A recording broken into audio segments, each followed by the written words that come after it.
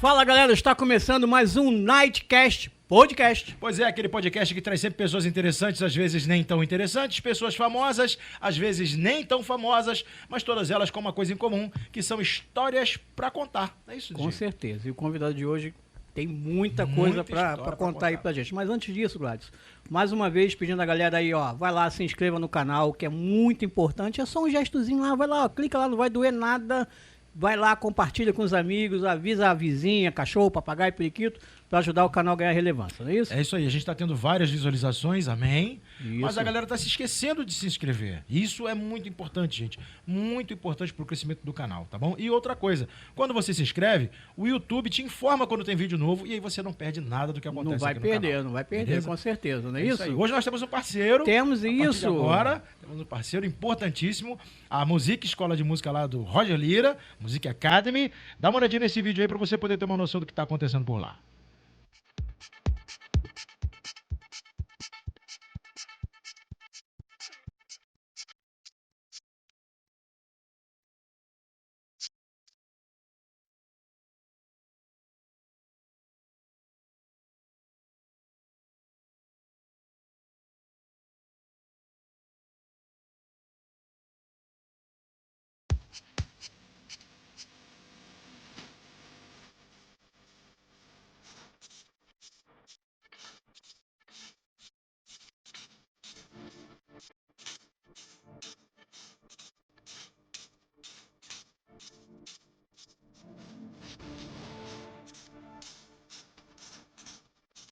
Sonora Vibes. É isso aí, tá vendo? A melhor escola para DJs e produção musical do Rio de Janeiro, agora parceira Você nossa que aqui gosta do canal. aí de fazer produção, que não é só DJ para tocar, tem que fazer produção musical também. Vai lá, os melhores profissionais, Equipamento, muito top, mas bom. muito equipamento, olha, sensacional. E outra coisa, ainda tem a possibilidade de você ir lá e utilizar os equipamentos para dar uma treinada e tal. Vai lá, conversa com o Roger, sensacional. Como ele Toma diz, Coca-Cola. Toma Coca-Cola com ele lá, entendeu? Tem uma geladeira lá com Red Bull pra você tomar também, de repente quiser, pagar o seu Red Bullzinho. É maneiro. Isso. Music Academy, procura o Roger lá que eu tenho certeza que você vai gostar bastante. Com Certo? certeza. E DJ, hoje nós estamos com um santo. Mais uma celebridade. Um santo. Verdade. Literalmente. Verdade, mais uma celebridade. Não O tem homem como da cena contestar a minha eletrônica. santidade. DJ Duda Santos, seja bem-vindo. Gente, obrigado. Eu estou demasiadamente feliz de ter vindo aqui, porque eu vi os meus amigos Mistake contando histórias. O Mistake podia se chamar Forrest Gump. Ele, Eu acho no que- final, Duda, ele falou assim, cara, porra, tinha mais coisa pra contar. Eu acho que o Mistake está sendo desperdiçado. O Mistake, como a narrativa do Mistake te envolve. Eu fiquei vendo as histórias. Eu consegui me colocar nos lugares, nas situações que o Mistake estava contando. Mistake, você está desperdiçado, cara. Eu acho que o pessoal aí, um roteirista, alguma coisa, de repente da Marvel, quem sabe, né? Ele pode ser mais um rostinho bonito lá em Hollywood, Como né? é, cara? desperdício. Belo bonito rosto. daquele, É um belo rosto, é um belo rosto. Tá fora da telinha. Padrão de harmonização facial. Beijo, É o Mistake. Mistake. Mistake, estão brincando, você é lindo, irmão. Um abraço. Mas, DJ, vamos começar. Antes de mais nada, ele disse que ia fazer uma pergunta sobre o Roger. O que é, Duda? Ah, é, rapaz. Roger Lira.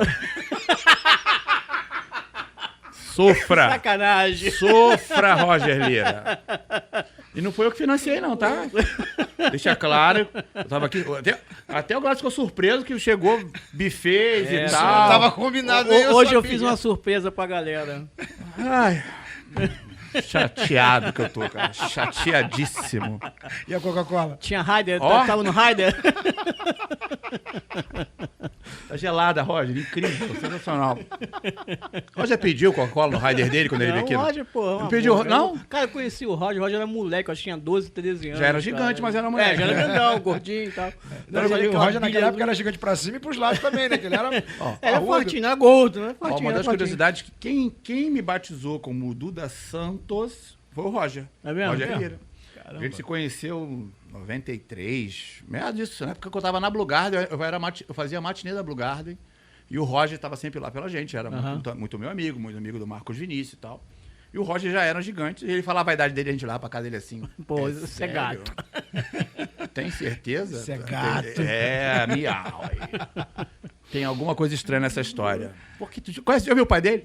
Não Já viu a mãe conheço, dele? Não conheço. De onde saiu toda aquela matéria genética? Ninguém sabe, cara. É mesmo, eles são Como é baixinhos, que eles são cara. pequenos, cara? Como é que o Roger saiu aquele gigante? É que caprichado na hora de Anomalia, fazer, anomalia pô. genética, anomalia. E a gente, uma vez, a gente estava saindo da Blue Garden, que era ali em Pilares, ali, né? Hoje é o Condomínio Arena. Arena. Pode puxar pra tu, Sam. É. O- E aí, o que aconteceu? A gente tava falando sobre isso, sobre nomes de DJs. Até então era Duda. Ele falou, DJ, Bota DJ tem que ter sobrenome, cara. Tem que ter nome e sobrenome. E aí, acabou virando o Duda Santos. Eu falei, tá, meu nome é Carlos Eduardo. Gente, olha só, pelo amor de Deus. Não gravem esse nome. Meu nome é Carlos Eduardo Gonzaga dos Santos. É ele. Não, Duda Gonzaga vai parecer um tocador de sanfona. Apesar de ter aí um certo DNA dos Gonzaga lá na minha Gonzaga. família. Eu falei, tocador de sanfona não vai fazer muito sucesso, né? O povo não vai levar muito, dar muita credibilidade, não. E aí ficou o Santos. Eu falei, eu posso dizer que sou parente de Lulu? É.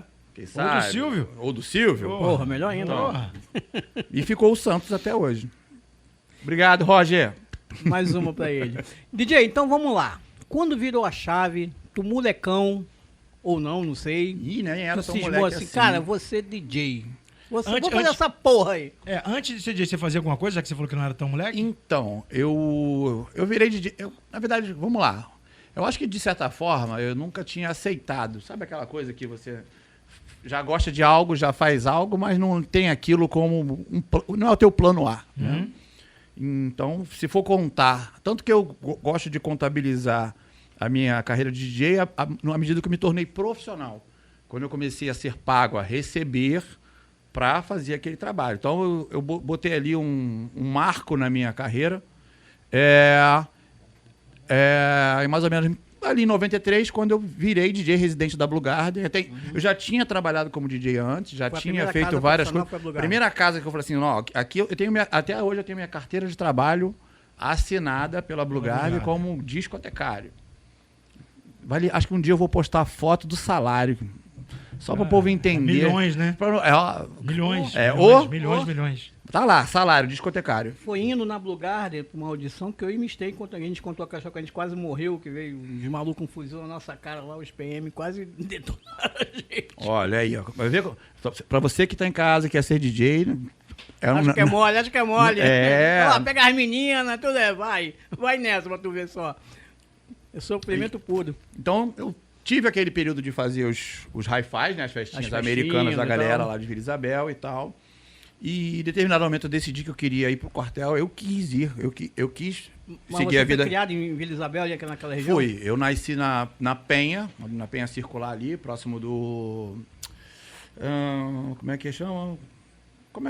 Aquele quartel enorme ali da Penha ali, que tem a Casa do Marinheiro, tem vários quartéis ali. Ih, rapaz, tem quartel pra ali, caramba aquele ali. negócio. Isso, Lespan, tudo né? aquilo ali, aquela área ali.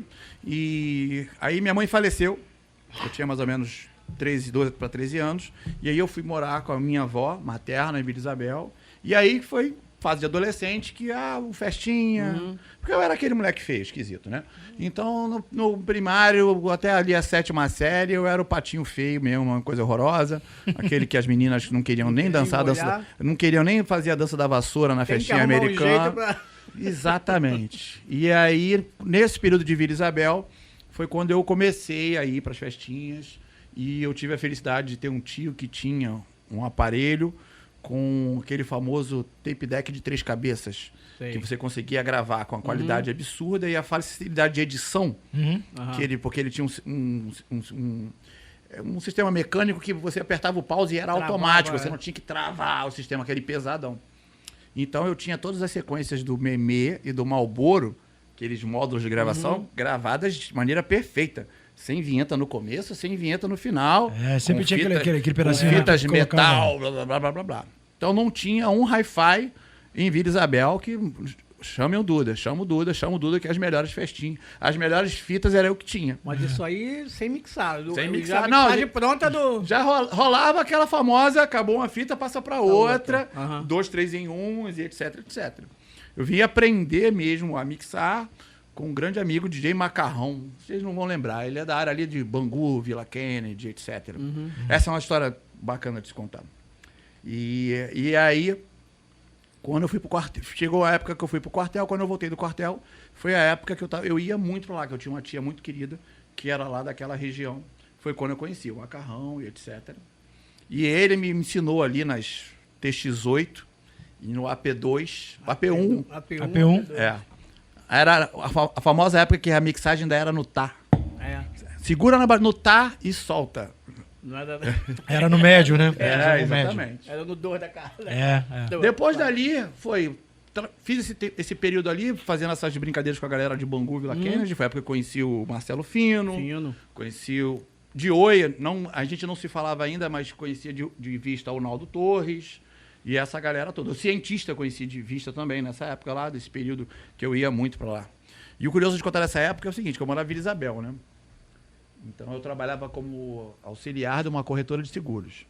Aí sexta-feira eu passava em casa, pegava a mochila, sumia pra Vila Kennedy de Bangu. Só aparecia em casa na segunda-feira à noite, porque eu já vinha de lá direto pro trabalho, no centro da cidade. Aí um belo dia eu cheguei em casa, minha avó sentou comigo. O que tá fazendo, moleque? Eduardo. O que você tá aprontando? Você está envolvido com alguma coisa errada?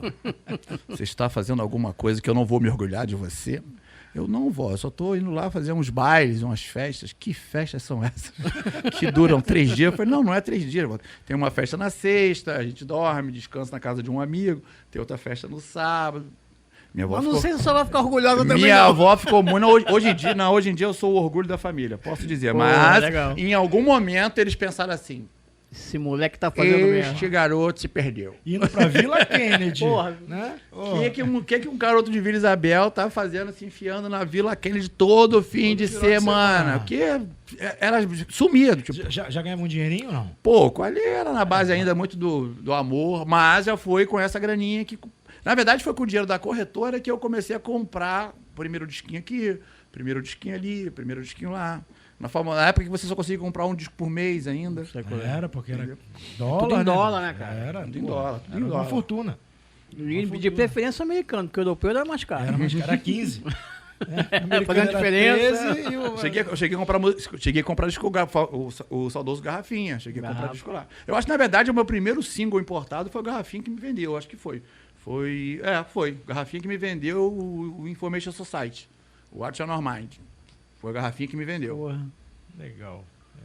Porra, eu ia muito lá no Malódromo, lá no Largo da Carioca, cara. Porra, pegava com a galera lá direto. Mas você até comprando droga, né? Encostava assim do lado. E aí, o que tu tem aí? Não, e era aquela ali era o momento da oportunidade também, né? Porque às vezes tu tava lá o dia inteiro e não tinha nada na bancada de bom. De repente tu via um cara chegar e pegar, puxar 3, 4, 5 e botar. Cara, parecia formiga pra saber o que o cara botou lá. E às vezes não era nada, mas às vezes era algo legal, que, tipo... Eu já vi nego trocar soco por causa de vinil. Aqui em Bangu. Eu já vi nego bater por causa de Picture. Já vi. Porra, eu queria, pegar de qualquer um, sair na porrada com o outro. E o mais engraçado é que, por exemplo, eu tinha alguns e eu não os usava, não tocava, porque eu tinha medo de arranhar, então eu decorava a cabeça. Eu posso falar, eu nunca coloquei nenhum dos meus Pictures pra tocar. Deixa guardadinho. Todos, aquele da Madonna lindo, Bardot, todas, tem um do RuPaul, que era lindo nunca demais. Foram, eu comprei e eu vendi, se eles nunca terem sido tocados. É do caralho. Do Nirvana também era bonito pra caramba, cara. Puro amor, né, cara? Puro amor mesmo, porra. Puta que pariu. Os meus nunca foram tocados. Era só fetiche mesmo. Eu uma vez... Não tinha coragem de botar eu uma vez, cara, eu vi o cara fez um relógio, me deu uma dor no coração, mané. Porra, o cara botou Mas vou te falar que eu acho que hoje eu faria. Eu acho que eu faria. Se bem que hoje é diferente o negócio, né? Tipo, pra virar um objeto, ia virar um artefato mesmo. Uma coisa que eu sei que tem um passado, que tem um valor, tipo, emocional, mas ao mesmo tempo eu dei pra ele uma função no meu dia a dia. Eu hoje, principalmente aquele da Madonna, eu faria um relógio pro meu estúdio feliz da vida. Ficaria bonito. Ficava maneiro aqui também, botar um espírito aqui também. Cara, tipo, hoje eu faria. Se bobear hoje em dia é mais caro do que naquela época. Porra, lembra? O nego pagava uma grana, meu irmão. Cara, eu me lembro que quando eu comecei, eu vendi muitas coisas no período que eu saí da Blue Garden. Puxa um pouquinho o microfone pra você, DJ. É porque eu vou deitando na cadeira. Faz o seguinte, faz o seguinte, abaixa ele um pouquinho que aí você pode até ficar deitadinho. E aí, quando eu saí da Blue Garden, era muito material. Ainda era aquela época que todos os discos que tinham na casa. Antes disso, Era só do me diz o dia. seguinte, como é que você entrou na Blue Garden? Fui parar na Blue Garden. Então, a galera que foi trabalhar na Blue Garden, não só da equipe, o pessoal que foi gerenciar a casa, eram conhecidos meus desde a época de Bangu. O Robson Barros, que chegou a ser apresentador no Imperator. Eu já tinha trabalhado com ele no Imperator, mas no Imperator não trabalhei na parte artística, trabalhava na manutenção do Imperator, ele era gerente geral, não era gerente artístico, ele era gerente administrativo, e ele me arrumou essa Na vaga. época do Vilmar lá? Exatamente, entendeu? Vilmar, o Pepe. Então, Flávia. foi justamente nessa época que eu saí do quartel, e aí o Robson me arrumou esse emprego no Imperator para trabalhar lá com ele. Robson, preciso trabalhar. Então, beleza, ó. Foi quando na época inauguraram eu estava no Imperator quando começou o projeto da Sunday Music, e o sucesso da Sunday Music automaticamente fez os donos da Blue Garden, que era uma casa que estava em construção ali, na inauguração, convidaram o Robson e algumas outras pessoas da equipe para gerenciar a parte artística da Blue Garden. Então a casa inaugurou com o Robson Vidal, o Marcos Vinícius e o Emerson Neves que tinham sido alunos dele na School Vidal. E eu fui para a Blue Garden para trabalhar na outra parte. O Emerson é um que tá ligado aqui em todo o podcast, ele tá aqui, porra. Verdade, Um abraço, saudade de tu, seu puto. Então eu comecei a ir lá para a Blue Garden direto, aí pintou uma vaga para trabalhar com a parte de vídeo da casa. Duda, eu sou aquele pessoa que não tem nada que eu não consiga aprender a fazer. Tem como você assumir o vídeo, que nós estamos sem VJ? Eu falei, tem, me dá aí. Deixa eu sentar aqui para ver como é que funciona a mesa de corte. E foi um período engraçado, porque eu comecei a tomar esporro dos DJs. Porque eu já criava sequências de vídeo que eram um problema para a abertura da casa.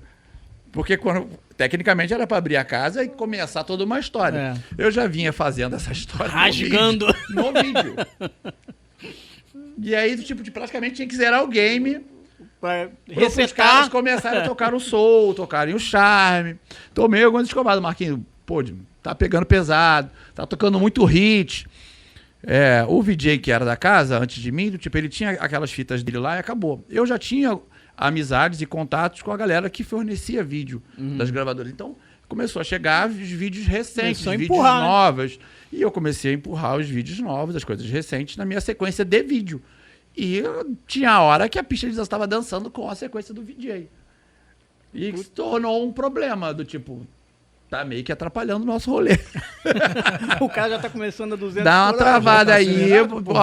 Pô, esse clipe aí não dá pra tu tocar agora, porque eu vou querer tocar essa música mais tarde. Eu falei, não, então, tá bom. Aí foi a época que eu já... Talvez assim, a minha primeira história de warm-up, né? O que não se pode fazer antes dos headliners. Era meu momento no vídeo ali. E aí... aconteceu uma oportunidade, abriu-se um curso de DJ na Blue Garden, que o Marco Vinícius e o Emerson estavam dando, que o prêmio para quem fosse os primeiros colocados no curso, um era ser estagiário no Imperator e o outro era para ser estagiário na Blue Garden. Aí o próprio Marquinhos falou, DJ, faz o curso. Tu vai se dar bem. Caramba. E aí eu fiz o curso, só que eu fiz metade do curso, que a outra metade do curso eu já ajudava o Marquinhos a dar aula para os outros meninos. E aí rolou o famoso dia da apresentação lá. Aí Roger, Naldo, toda essa galera foram jurados para saber todos os alunos, os dois que iam ser os primeiros lugares, para decidir quem ia fazer estágio no Imperator e o estágio na Blue Garden.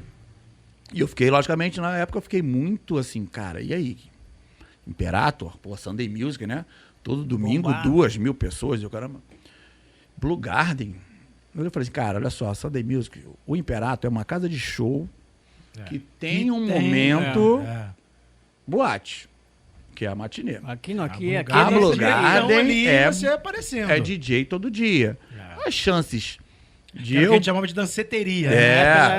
A casa funcionava quarta-feira com dança de salão, quinta-feira pagode, sexta, sábado e domingo com discoteca. Se eu não me engano, acho que na quinta-feira do pagode a banda era o Molejo. Teve molejão. Era o Molejo, cara. O Molejo não tinha estourado ainda. Tava teve começando molejo. também e a banda era o Molejo. Mais pra frente, os meninos que viraram... Como era o nome do menino? A galera do Solar Samba virou um outro grupo, agora eu esqueci o nome, porque eu sou meio coisa de pagode, mas também viraram um outro grupo de pagode, de sucesso, e aí fiquei naquela, o que eu fazia?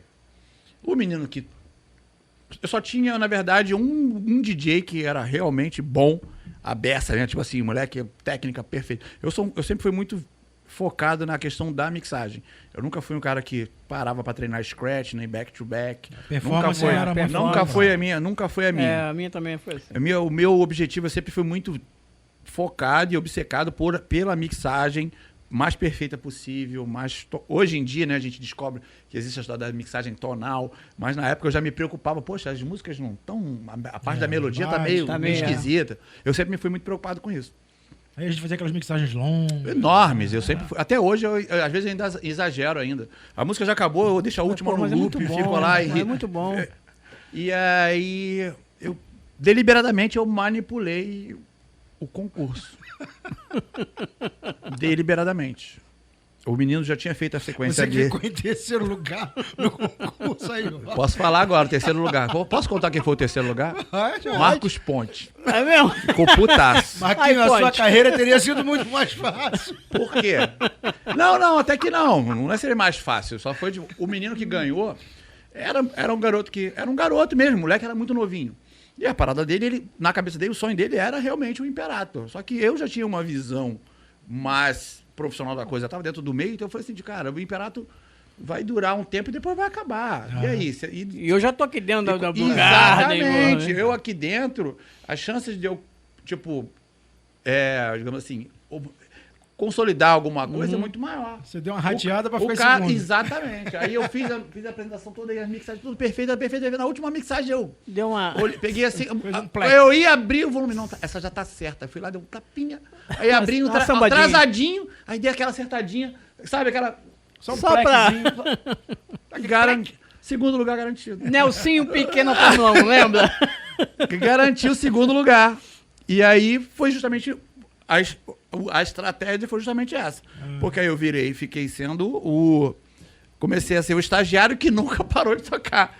Eu comecei com o estagiário da matinê eu comecei a ajudar a tocar na noite, depois eu assumi a noite sozinho, cheguei a ser, na Bluegarden, eu cheguei a ser DJ, gerente artístico, o cara que contratava... Teve um determinado momento da Bluegarden que a casa funcionava porque eu estava lá. Tanto que eu não sei se... Várias pessoas que frequentaram a casa falam isso. Eu fiquei na Bluegarden de 93 e 98. Eu saí em 98. 8 meses depois a casa faliu. Ela fechou. Porque eu me dediquei. Realmente eu vivia. Eu cheguei no momento da minha carreira, eu praticamente respirava, não. Eu morava dentro da Bluegarden. A Bluegarden tinha um quartinho que era para ser um quartinho de ferramentas. E tinha uma coisa muito engraçada, porque toda aquela... Vocês chegaram lá? Você lembra que a gente tinha um mezanino. E o mezanino da Bluegarden, ele tinha umas almofadas que encaixavam nos sofás. Aquelas almofadas foram a minha cama várias noites. Pra só casa. Pra dormir, né? Claro. Profissional sério, focado. Tá Entendeu? bom, vamos lá. Corta. Mentira, não precisa cortar não. Pô, ó, não foi só eu não, diz logo. Casa mas é sério, eu me formo, mas levo todo mundo. Casa noturna com almofada removida. É verdade. É um pedido. Tinha uma casa que tinha um tanque de lavar roupa na parte de trás. Rapaz, alguém foi... Não, alguém foi com a fita métrica que mediu certinho. A altura do negócio. Absurdo. Mas é sério, eu literalmente durante muito... Acho que se você for contar, pô, o cara passa aqui 5 a 6 dias, às vezes, na semana. Teve várias semanas que eu não fui nem em casa. Eu ficava lá durante um período... Sério, acho que teve uma situação que eu fiquei mais de 2 meses sem ir em Vila Isabel. É engraçado esse negócio, cara. As pessoas, elas não têm noção que uma casa noturna para trabalhar à noite... Ela tem que ter todo um trabalho feito durante o dia. A noite é a consequência do dia. Né? Deixa eu só pegar um gancho aqui. A porta e tudo vai funcionar. Se ele ficar um final de semana sem ir em casa, a avó já achou. Imagina 2 meses longe. O que a avó não achou? Nossa senhora. Foi pra Colômbia buscar. Tipo isso. Esse menino deve estar voando pela América do Sul. Não, já que estão falando, quando eu saí da Bluegarden, foi o período que eu tive que voltar de vez pra casa. A história foi praticamente tipo... Tu tava onde? Não, eu ia pra casa, mas era isso, passava meses. Aí aparecia, oi, e aí, tudo bem? Estão precisando de alguma coisa? Precisando de ajuda com alguma coisa? Então, toda vez que ela aparecia em casa, minha avó sempre me contava, Eduardo, um negócio aí pra comprar. Tá bom, vó, vamos, o que tá pensando aí? Vambora. E passava mais um mês. Eu vivia, né? Sério, eu vivi mesmo ali. Respirava, né? Lugar. Por isso que a coisa funcionava. Dava, tipo, eu acordava, não tinha... Eu tava ali pra qualquer situação. A gente tratava as casas como se fossem nossos filhos, né, cara? Cara, era um amor, um carinho como muito se grande. fosse E nossa, o público né, também, mesmo, porque a gente fazia não, aquilo pro público, né? Era... Cara, é uma época que ninguém, isso eu posso garantir pra vocês, da nossa geração, virou DJ porque achou que ia ganhar dinheiro. Eu falei isso com o Roger, né? Não ia. Se você fosse Era por botar amor, na ponta da caneta, em vários momentos a gente pagou Muitas vezes. pra estar ali. Principalmente nessa questão das músicas. Porque os discos eram muito caros. Caros. Era uma música só. E era em dólar, né? Era em dólar. E tu recebia em real. A gente muitas Não, vezes ainda não tem ganhava pra repor. E tem que contar que cada disco era uma música só. Era, uma música várias só, versões, quer uma dizer, música só. uma música só. E às vezes é o seguinte, e DJ é um bicho também esquisito, você já tinha a música, saísse uma versão diferente, Ia você lá ia lá e buscar. comprava de novo. Não ia nem usar. Comprava- Aí, nem usar, aí mas tocava tinha. uma vez pra dizer que tinha. E aquele ritual de tu pegar o disco, Abrir esfregar na e tal. perna, assim, Ah, pra eu posso- abrir. eu falava, Puta a que gente- pariu, gente- era um orgasmo. A gente era muito enjoado lá na Blue Garden. Na Blue Garden a gente era enjoadaço. Porque a Blue Garden ficou caracterizada como uma casa do Ítalo House É. na Zona Norte. Era a única casa da Zona Norte onde a gente tocava muito era a Ítalo. principal casa da Zona Norte do Rio de Janeiro. A gente, DWA, a gente devia ganhar uma placa em homenagem ao selo DWA lá dos italianos, porque era que tocou música lá, né? atrás de música. La Bouche. E aquela época, eu o me que lembro- veio, né, veio cara? Eu forte, me lembro bem que a gente tocou La Bouche na casa achando que era uma versão de Sweet Dreams, de Eurythmics. Porque o nome da La Bouche Sweet Dreams. Duas pessoas que Deve Ó, ser a mesma é um porra, cover. vambora. É um cover. Comprou o disco. E abriu. Quando E botou pra tocar, do Sweet tipo, Dreams, cara, ué. Ué, não é Eurythmics. Essa foi a cara. Ué, não é Eurythmics, não. É outra legal, música. mas é legal. Mas até que é legal.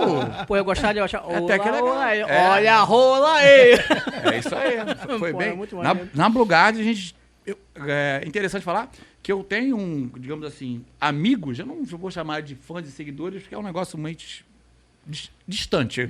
Eu acho muito distante. Mas eu fiz amigos no período de Blue Guard que são meus amigos até hoje. É verdade. Existe um Eu também, grupo no também. WhatsApp de Blue Guard Forever, que foi uma galera que se juntou por causa das minhas lives de flashback na pandemia. Aham. Eu comecei a fazer a live, e na live, logicamente, eu tocava várias coisas da É. época da Blue Guard. E aí um tinha contato do outro, cara, entra no canal do Tudo Agora, que ele tá falando da Blue Guard, tá falando da gente, tá falando das músicas legal. que foram. E um ia chamando o outro, daqui a pouco se montou um grupo de quase 60 ou 40 pessoas, todos frequentadores da Blue Garden. A gente chegou a fazer resenha da galera, para o pessoal se encontrar, fizeram camisa, Blue Garden, Imperator, CCP de Pilares, e blá, blá. É do caramba, do tipo, o maneiríssimo, poder da maneiríssimo. música, para ver como aquele momento ali conectou todas aquelas vidas até o presente Eu momento. sempre comento isso aqui, acho que falei no do Jorge, falei no do Roger, que enquanto nós conseguimos fazer esse sistema de a gente escolher a música, procurar, garimpar, apresentar para o público e tal, a maioria dessas músicas ficaram guardadas para sempre, Sim. né? Quando a coisa virou e a rádio começou a mandar por ser Descartável. questão comercial, as músicas viraram descartáveis. Não teve mais aquele período de, não, pô, essa época marcou minha vida. Não tem mais. Os DJs eram os responsáveis por isso. Então você que está em casa, valorize a nossa profissão, porque Respeita a minha quando ela é história. feita da maneira correta, é isso que acarreta. Você não esquece mais da época. Era muito interessante essa questão, porque era justamente isso. Nós tínhamos toda uma cena, ok. Mas a Blue Garden tinha o som da Blue Garden, a Sei Que Sabe tinha o Sim, som da Sei Que sim, Sabe, sim. a Playhouse tinha o som da Playhouse, e esses marcos temporais ficaram na cabeça das pessoas até hoje. É verdade. O cara que frequentou a Playhouse, ele ouve qualquer coisa, quando ele ouve uma música que remete a ele a sensações, a lembranças, ele se vê Com certeza, ele com se vê certeza. com aquele sapatinho Nauru, Lembra aquela da calcinha menina que ele namorou, ele lembra que ele daquela... quis namorar e não conseguiu namorar. Exatamente. Aquele arrependimento de ter casado com a garota que conheceu no baile, já tá Verdade. doido pra se separar. tipo- Pinta tudo, pô, né? Mas era muito isso. A rádio, abre aspas, eu também faço parte do outro lado da história, né? Também fui DJ de rádio. A rádio virou um polo, né, de informação para o público, mas o que Não trouxe tão criterioso. trouxe essa... Não, é porque virou tudo muito objetivos da rádio. É, e o não comercial, necessariamente... né? É o comercial. Isso é um problema até hoje. Eu vou te falar que hoje O que aconteceu? Eu acho que a rádio criou uma certa preguiça para os DJs das novas gerações de procurarem, de pesquisarem. Por quê? Porque a informação, quero saber o que está bombando, porque a rádio vendia isso. Sim. Qual era a chamada da rádio? As melhores músicas do mundo tocam aqui. Então, toda a informação Cria que essa ele achava Mas que essas precisava... músicas, era a gente que fazia elas nas boates. Que Exato. primeiro a gente é que tocava, depois depois que que ela ia ia pra pra rádio. rádio. Hoje em dia é o inverso. A rádio toca e nem vai sair correndo atrás. Hoje, nem o que eu vejo hoje de problema, eu dou, assim como o Roger, eu dou aula. Na verdade, talvez eu seja o professor de DJ mais antigo do Rio de Janeiro. E o que eu vejo hoje é que a gente tem uma confusão imensa na cabeça dos novos DJs com relação a ser um DJ comercial e a ser um DJ underground. Eu quero ser underground, é tocar techno. Ele se prende ao estilo. Mas eu toco música com vocal, eu sou comercial. Não, são coisas completamente diferentes.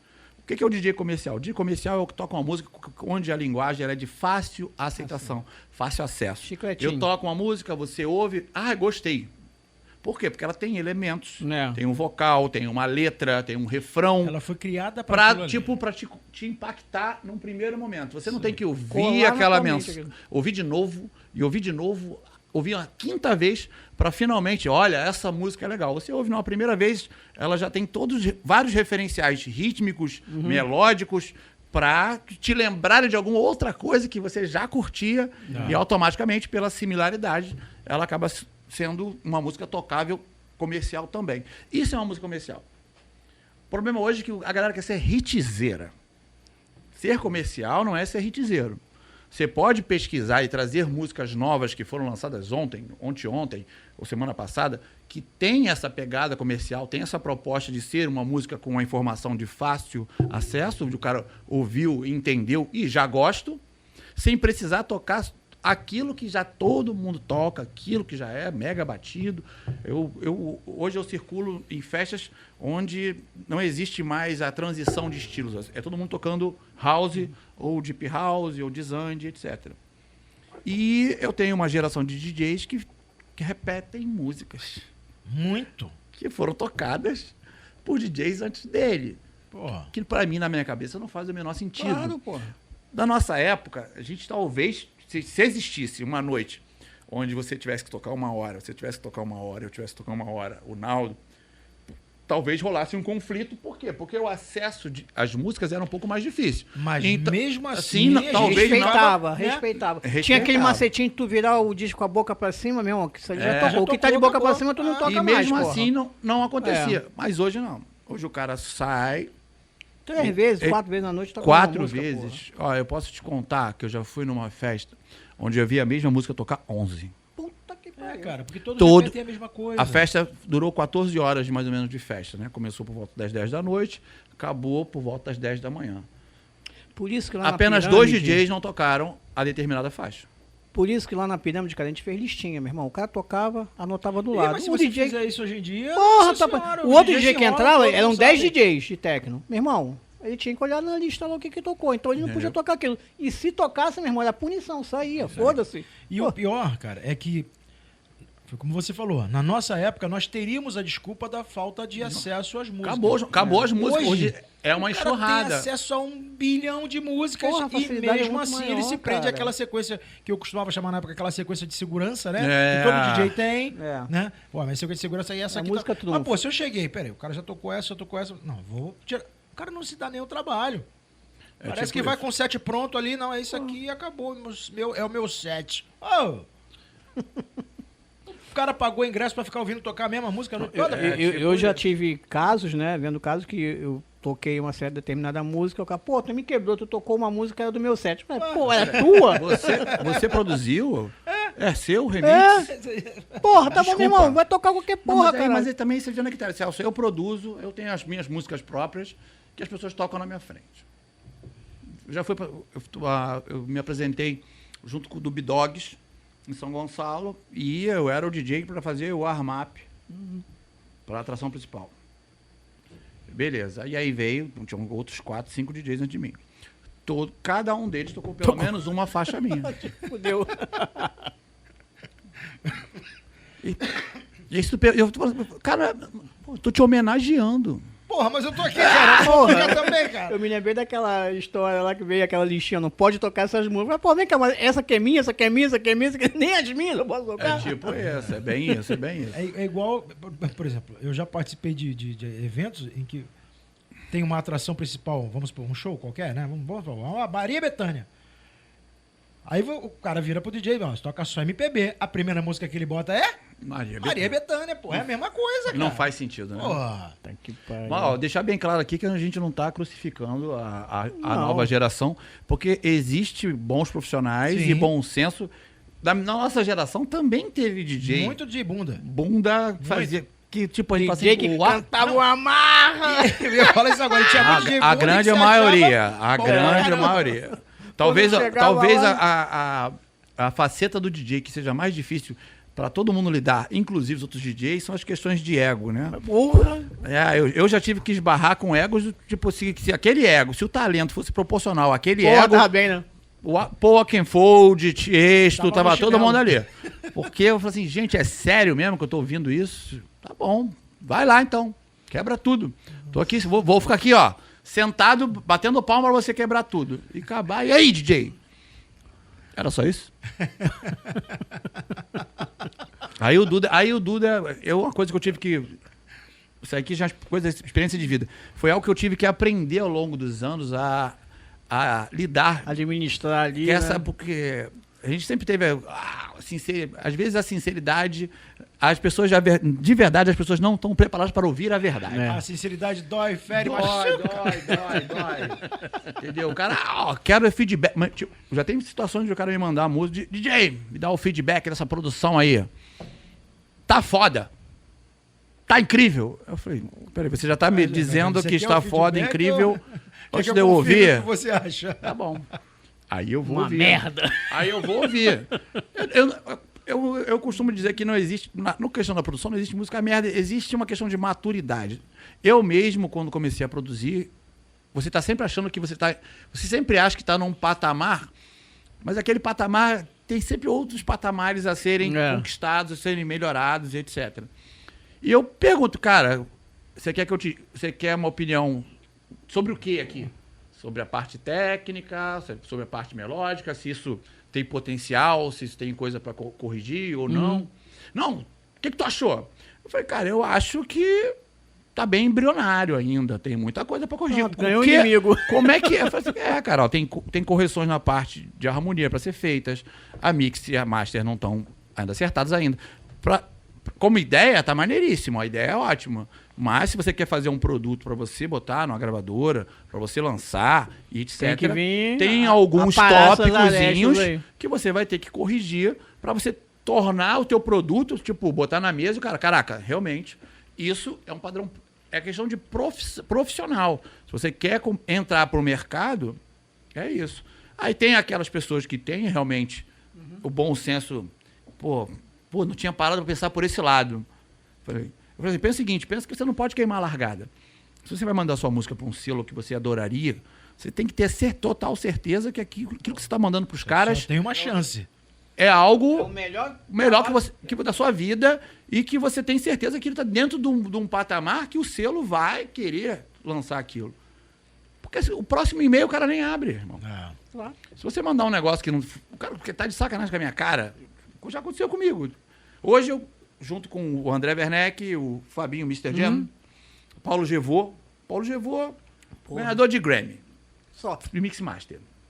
Mr. Jam, não preciso nem falar da carreira do cara como produtor, tanto como produtor das músicas dele, quanto fazendo todo o suporte por trás de grandes artistas. O cara já produziu música de gente muito grande dentro do Brasil, vou falar assim.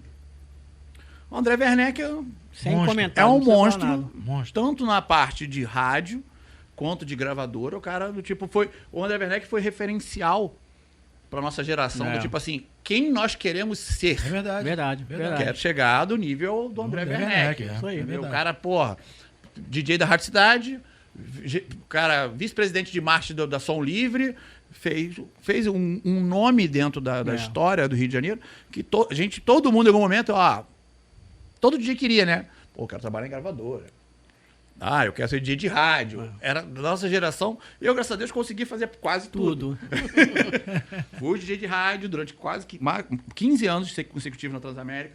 Trabalhei 5 anos na BMG. Hoje, graças a Deus, junto com o Werneck, junto com o Fabinho, junto com o Paulo Gevô, a gente tem a Massiva, que é uma gravadora voltada para música eletrônica com a produção nacional. Obviamente, a gente, pela background de todos nós, nunca vai ser uma gravadora voltada para o eletrônico underground. Nossa pegada lá são músicas comerciais mesmo, músicas com potencial para rádio, com potencial para TikTok, para YouTube, etc, etc.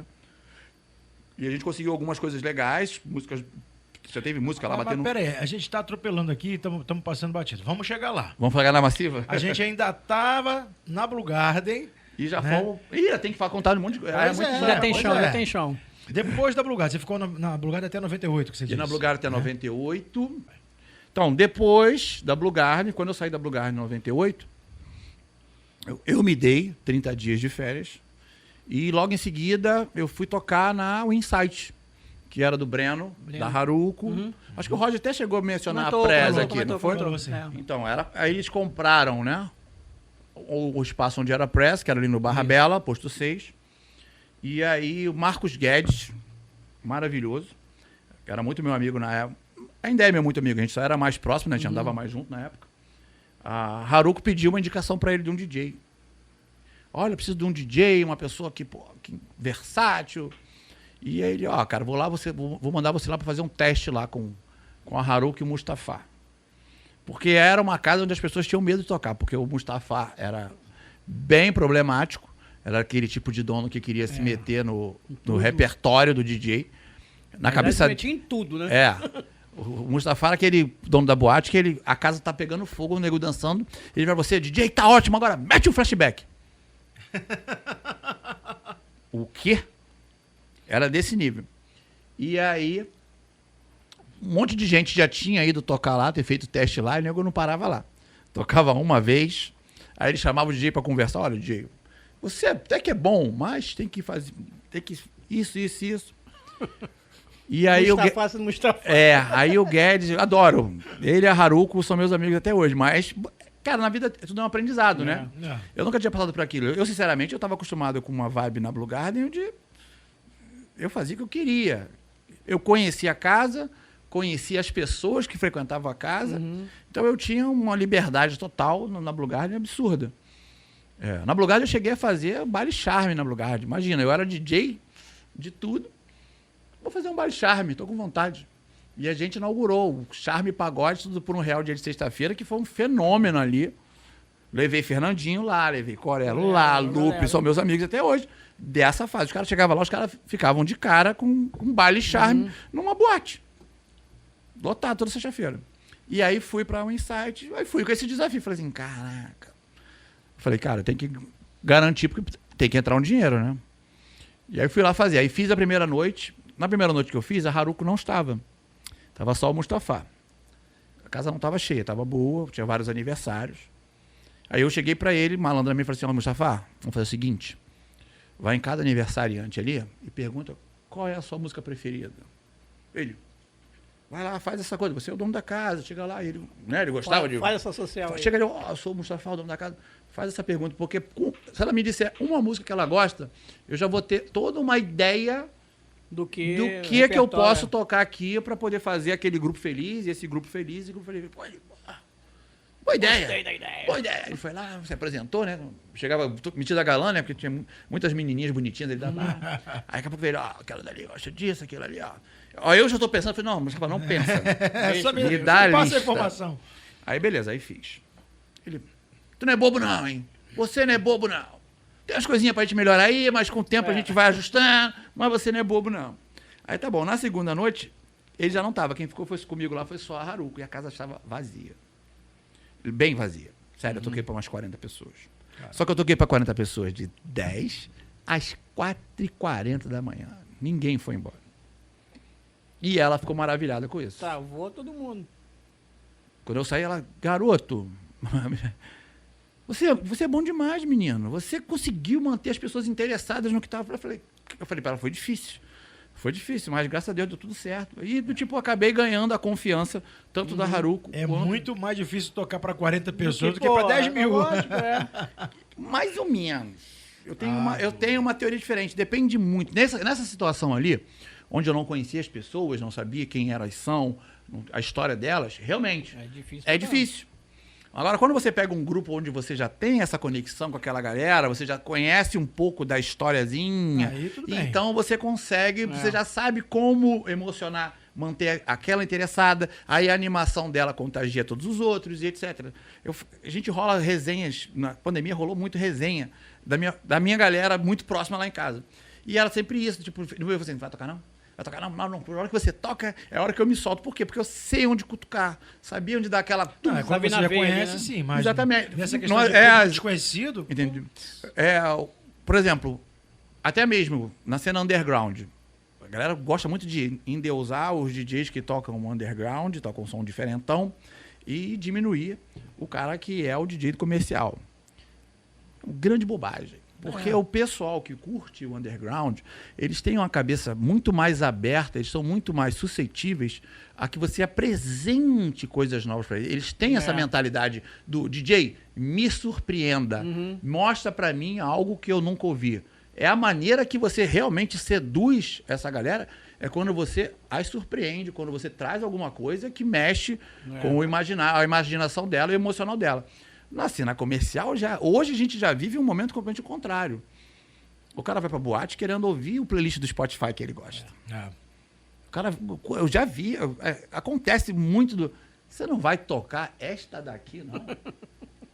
Como é que eu conecto o meu telefone no Bluetooth daí?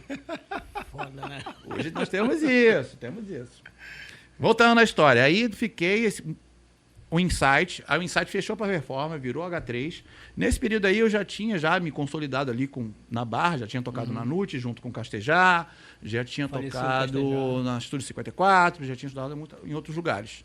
Foi o período que, mais ou menos ali por volta de 2000, eu fui trabalhar na BMG. Eu já conhecia muita gente dali da Barra da Tijuca, algumas pessoas da Zona Sul também. Nesse mesmo período eu tocava tanto na Barra quanto tocava ali na R9. Eu cheguei a tocar na boate do Ronaldinho, então já tinha uma boa relação com os DJs da Barra e da Zona Sul. Tu foi como divulgador. Eu entrei para trabalhar como divulgador e saí de lá como assistente de marketing. Fiquei 5 anos na BMG. Eu saí na BMG, na verdade, por causa da fusão da Sony com a BMG. Sony, Prevaleceu a equipe de marketing da Sony, aqui no Brasil. E não só eu, mas meus gerentes, toda a galera de muitos e muitos anos de BMG, todo mundo foi... convidado educadamente a se retirar. Aí para buscar novos caminhos por causa dessa fusão. Porque ficou a equipe, acho que de toda a equipe, de todo o marketing da BMG, 3 pessoas que eram gerentes muito altos, que cuidavam de produtos muito importantes, foram convidados para ir para a Sony, mas mesmo assim foi literalmente um período de transição. Essa galera foi para a Sony, Passou a bola e... Bicado lá. Quem conseguiu um ótimo relacionamento talvez tenha ficado. Quem não, valeu, obrigado. Até a próxima. E vambora. Segue o baile. E aí depois no final da época da BMG. Mas na época da BMG tu continuou tocando ou tu parou de tocar? Não, tocava sim. Eu tocava, na época da BMG, foi a época que eu fui tocar junto com o Roger, Marcos Vinícius, todo o Clio, Festa Planet. Foi a época que eu conheci o Gladson, foi a época de Olimpo, Festa Planet, etc. Acho que eu fui o segundo DJ residente do Olimpo. O primeiro foi o Roger, que ele ficou um período lá como residente, depois eu fiquei como residente. Foi a parte da administração anterior lá do Ian. Era, a galera toda lá. Festa Planet foi um sucesso, pô. A Festa Planet foi um marco, assim, cultural. A verdade é que a Festa Planet era um som completamente novo, uma coisa, digamos assim, diferente do que tudo que se rolava no país, né? Vamos dizer assim, que começou a acontecer ali, fomentou e virou um movimento cultural. Eu falo, às vezes eu sou até hoje eu sou muito amigo do Wallace. E eu falo pro Wallace, vocês perderam uma oportunidade incrível com o Tecnobeat, porque vocês não profissionalizaram a coisa, não organizaram, não, digamos assim, não deram o devido valor a molecada que alimentou a cena com suas produções, etc. Tem garoto que até hoje aí é chateado, magoado por coisas que aconteceram, né? Problemas de copyright e royalties, vamos dizer assim. Muitos. Né? Da era do Tecnobeat e tal. Mas, sinceramente, como movimento cultural, foi um negócio muito bonito até. Sim. Só que saiu, né, do campo da cultura, quando virou apenas o campo do business, ficou na mão de... Pô, e era um movimento, né, genuinamente carioca, brasileiro, que poderia ter ficado... Cara, né? Eu vou dizer pra vocês que o Tecnobeat era pra ter a importância cultural que o funk hoje tem. Porque Sim, hoje, para os gringos, a música eletrônica, made in Brasil, não quero que o povo fique chateado, mas música eletrônica made in Brasil não é o Brazilian Bass. É o funk carioca. É algo genuíno que foi criado, inventado, não é nada adaptado. O cara pegar um tambor africano e botar com um beat, com um vocal cantando histórias da comunidade, coisas do dia a dia, algo que é genuíno do Brasil é o funk carioca. Acabou de rolar a edição do Time Warp em São Paulo, que é uma das maiores marcas de techno. E 2 DJs, assim, conceituadíssimos, idolatrados pelos tecneiros brazucas, tocaram samples de funk no meio do set de techno. Imagina. Aí o impacto que não foi. Aí você vai ter os haters que vão... Mas eles têm que entender que, para o gringo que entende um pouco, compreende um pouco de Brasil, na cabeça dele, o que ele está fazendo ali é quase uma homenagem. Aí o cara pensa, tô indo tocar no país dos caras e não vou tocar a música dos caras, na cabeça deles, a nossa música... Beyoncé no Rock in Rio, porra, dançando passinho, lembra? É bem isso. É como, artisticamente falando, é o que eles pensam. A música eletrônica, a música de pista, a música do brasileiro, que o brasileiro criou, é o funk carioca. Então a gente tem que sair desse complexo. Tem coisas ruins. Cara, dentro de todos os segmentos de música vai ter boas produções e vai ter coisas ruins. Não tem como. Não tem como botar, todo funk é ruim, todo eletrônico é bom. Nossa, tem muito lixo dentro do eletrônico, tem muito lixo dentro do funk, assim como tem muito lixo dentro do hip hop, muita coisa boa. Como tem no técnico. Né? Como vai ter? Não existe essa homogeneidade. Tudo disso aqui é bom. Não. Até se você for analisar, se você pegar músicos de música clássica e falar assim, cara, me diz aí, o cara vai falar, essa obra é só um cocô. É verdade. Mas aí pro leigo, nossa, música clássica. O cara fala assim, isso é ridículo, cara, cala a boca. Isso é bom? Bom é isso aqui. Por quê? Porque ele entende daquilo. Verdade. Tem uma história que aconteceu comigo, acho que eu já até contei aqui uma outra vez, mas que eu tava na Pirâmide na época, e nessa época era só o Tecnobeat que mandava. Né? Não se tocava outro ritmo. No Rio de Janeiro. Era o hit, era a onda do momento. De mecânico sem ser o Tecnobeat. E aí eu cheguei na Pirâmide para me apresentar, para começar a tocar e tal, e tinha um cara sentado na mesa, do lado da cabine, com outro rapaz, o cara com fone de ouvido na mesa, com uma case. Eu falei, opa, DJ, será que fui mandado embora? Acho que lembra disso, lembra? Será que fui mandado embora e tal? Aí, quando eu cheguei, comecei a mexer lá no CDJ, aí o rapaz estava acompanhando o DJ, o cara lourão e tal, esse era um rapaz mais moreninho. Tudo bem, esse aqui é o DJ fulano de tal, da Suécia. Da Suécia e tal, e a gente tá procurando uns lugares pra ele tocar, e tá aqui no Brasil, passando uma temporada, aquela coisa toda. Queria ver se dá pra conversar com alguém. Eu falei assim, olha, eu não tenho poder de decisão sobre isso. Quando o meu gerente chegar, ele conversa com o teu amigo aí e tal, vê o que pode fazer, beleza, tá legal. Tava tocando ainda a banda. Quando a banda terminou, meu irmão, eu vim rasgando o Tecnobeat, né? E a galera, aquela gritaria, aquela coisa toda, meia hora, largando o ácido. E o cara sentado foi se apequenando. Aí, terminei, chamei a banda de novo. Nisso os caras levantaram, a gente tá indo embora e tal. Falei, cara, peraí, rapaz, a gente daqui a pouco tá chegando aí. Não.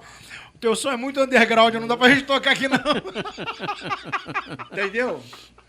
E porque, aí assim, aquela história que a gente tá falando aqui antes, por que é underground? Porque era diferente de um contexto. Daquilo, né, totalmente diferente de tudo que se produzia antes. Cara, eu sempre fui houseiro, sempre. O máximo que eu gostei do funk sempre já foram os Miamis, os Melos, mas eu já sempre tive aquela queda meio pro Erasure, pro Depeche Mode, pra essas coisas. Sempre gostei dessa, digamos assim, dessa complexidade. Sempre gostei muito mais de músicas com letras em inglês e tal. E na época do Tecnobeat, eu falava pros caras, eu pegava assim umas músicas iradas, assim, gringas, eu falava assim, caraca, o que eu vou fazer com isso? Não tenho de tocar isso no Rio de Janeiro hoje em dia. E às vezes, o que eu fazia? Fazia isso no Olimpo, em vez de tocar hip hop no começo da noite, só pra dar uma deschavada, assim, cara, na boa, tô com um monte de música legal aqui, eu vou abrir a noite tocando uns housezinhos. Eu fiz muito isso na época da Pirâmide. Muito, lembra? Lembro. Abria a casa, eu começava com house, que eu sabia que eu não ia tocar durante a noite mesmo, que era só Tecnobeat. Ao invés de tocar o hip hop, às vezes eu começava com hip hop, depois passava pros dance. Isso acabou virando até padrão. Aí na Festa Planet, o Dudu já chegava assim, aí ó, toca uns house no começo, e os caras entram aí, o Jorge já estava imenso na época, o Wallace já estava imenso. Em outro sentido também. Em todos os sentidos. Pros lados, pra frente, circunferência. Já eram marcas, os caras já eram os headlines do Rio de Janeiro, os artistas que todo mundo queria ver. Então ficava aquela coisa meio já pré-programado, vou tocar house no começo, para não atrapalhar o show de Tecnobeat dos caras. E compunha a noite de maneira... Ficava muito legal. legal. Era muito legal. Nessa época eu tenho um grande amigo meu que é o Hugo, que ele já trabalhava com coisa de vídeo, já com programas no computador e tal. Hugo Mix. Hugo Mix. Rabinho de cavalo, filho do... Gente finíssima. E aí a gente botava o Hugo de VJ, porque o Hugo tinha a mania maravilhosa de sincronizar as músicas que eu tocava com o videoclipe. Né? E aí botava-se um telão mesmo de quase 15 metros com a boca do Benny Benassi, Satisfaction. Nossa, a galera adorava, era incrível. Mas foi, pra ter ideia de como o Tecnobeat foi importante e era para ter sido lapidado, amadurecido, ter alimentado, ter criado ali uma maneira de incentivo para a molecada ganhar seu dinheirinho também com isso, acho etc. Que o Tecnobeat reinou sozinho uns 5 ou 6 anos.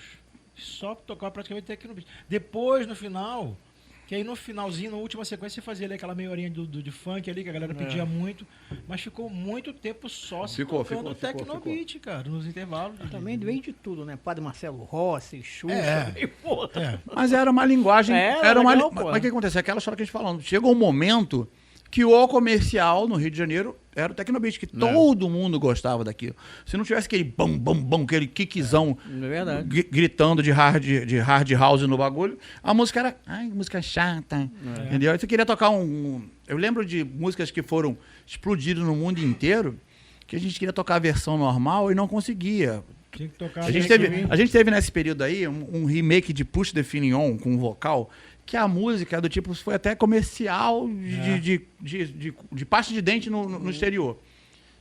E aqui a gente teve que tocar a versão com batida de Tecnobeat. Virou até meio que um ranço, porque saiu uma música maravilhosa. Já fazia. O nego já pegava a música, já botava um loopzão por cima. Eu falei assim, para, Castar, merda. Eu ficava puto. Eu ficava chateado. Eu falei assim, cara, deixa a música viver. Vocês já estão... Não, isso aí não funciona mais. Eu cansei de ouvir isso. Isso aí não funciona mais aqui. Entendeu? Eu não sei se, graças a Deus, ou se, infelizmente, a coisa voltou para os devidos eixos. Mas eu conheço um monte de gente que alimentou expectativa de se tornar bons DJs ou produtores de musical de sucesso, que meio que se sentiram digamos assim, usurpados nesse período do Tecnobeat. Gente que é magoada até hoje, conversa com os caras tocaram o nome daquele do nome impronunciável, os caras ficam putos. Os caras ficam o nome pode ser dito. Virou um Voldemort da parada. Aí, Duda, depois da BMG. Já tava na... Quanto tempo lá? Fiquei 5 anos. 5 anos? O último ano na BMG foi o ano que eu comecei a minha história com a Transamérica. Sim. Foi quando eu entrei no Detonando. Eu entrei no Detonando na segunda-feira, que era para substituir alguém que não queria mais fazer a segunda-feira. Acho que foi o Saddam. Foi o Saddam que parou de fazer. O Saddam parou de fazer. O Saddam fazia hip hop dentro do programa que era basicamente de house. E aí ele não queria mais. Ele queria um programa dele, para fazer o hip hop dele. E aí ficou a vaga lá. E aí o Salvador, que era o coordenador da Transamérica na época, me chamou, o Salvador Picone, me chamou. Olha, você foi muito bem recomendado. Você foi muito bem recomendado. Foi o primeiro que eu pensei. Mas teve um misto de pressão comercial, porque a Festa Planet era uma das principais anunciantes da Transamérica na época. um misto de indicação. O Rogerinho Gonçalves estava lá dentro da rádio e... Grande Rogério, vamos trazer o Rogério aqui também para bater papo com a gente. Vocês acham que eu tenho história para contar? Vocês não sabem, vão imaginar o que é o Rogério. Rogério é... Algumas brava. comigo. E aí o Rogério lá buzinou na cabeça do velho, aí Fabiano e Dudu, nosso DJ, bota ele na rádio aí, o caramba. Eu já tinha tido uma experiência na Jovem Pan, que virou Jovem Rio. Aí depois foi quando eu entrei para Transamérica e fiquei ininterruptamente 15 anos no ar. Só 15 anos. 15 anos no ar. Passei por uns 3 coordenadores, 2 diretores da rádio. Eu só saí da rádio porque a rádio virou, mudou o target. Não, mudou o target também. A rádio foi rádio jovem durante 40 anos. E assumiu um novo diretor que decidiu que a rádio ia ser agora adulto contemporâneo. Ele achou que o público jovem da Transamérica também cresceu, também amadureceu, que ele já não queria mais ouvir música charola, nem programa de DJ, etc, etc. E aí, simplesmente enxugou a rádio. A Transamérica do Rio era a rádio com mais programas locais do Brasil inteiro, da rede. Pouca gente entende isso, que a Transamérica do Rio não era uma rádio como, digamos, a Mix do Rio, ou como a... Qual é o nome da rádio do Markson agora? Positividade. Positividade, onde toda a programação, toda a parte artística é decidido aqui. Não. A gente tinha janelas que eram permitidas que alguma coisa fosse feita localmente. E aí essas janelas eram o horário de 6 da tarde, que aconteceu o Hot Hits, que foi um fenômeno. Outros programas também, o próprio Adrenalina, antes do Hot Hits, que era com a galera do Tecnobeat, foi um programa... O Turbulência, que era um programa de Tecnobeat, que era tipo... O Turbulência até hoje, talvez tenha um dos maiores ibops que a Transamérica já teve no horário. Foi com ele, né? Foi na época do Tecnobeat, do Turbulência na Transamérica. Os caras, tipo, tiravam onda mesmo. Ainda era ali no Andaraí, na época da Turbulência. Aí veio o Hot Hits, o Rogério inaugurou o Hot Hits, depois o Renato Ed assumiu brilhantemente durante anos. E eu sempre fiquei muito na grade da noite. 2 ou 3 vezes o Renato, poxa, tu podia fazer o horário das 6 horas da tarde, me cobrir. Eu falei, não. Eu não falo com essa galera Eu não falo com essa galera teen, com essas titias e vovós que te ouvem às 6 horas da tarde. Não é a minha pegada. E eu sempre fiquei ali na janela da noite. Então passei pelo Detonando, aí foi Adrenalina. Durante um tempo eu assumi o Transtronic, que era uma pegada um pouquinho fora da curva. E aí já foi com o Roger, né? Não? O Roger inaugurou o Transtronic. Mas aí ele saiu, ele contou aqui a história que ele acabou indo para a FM Dia, etc. E a marca acabou ficando para a rádio. E a gente precisou, do tipo, olha, sábado à noite a gente precisa sair um pouco do comercialzão, dar uma injeção para falar com os eventos específicos de música eletrônica. E aí caiu na minha bagagem. Que na época estava muito forte também, né? Estava muito forte. Na verdade, a gente vive hoje o momento mais forte da música eletrônica no Rio de Janeiro com relação a público e até renda. Tem evento no Rio de Janeiro que o ingresso custa 200, 300 reais e dá sold out. Você pega aí... O momento está tão bom para o Rio de Janeiro que a Só Track Boa vai fazer a 2ª edição no Rio de Janeiro em menos de um ano. Porra. Os caras fizeram uma edição no Carnaval, já estão voltando agora para fazer dia 11 de junho, véspera do Dia dos Namorados.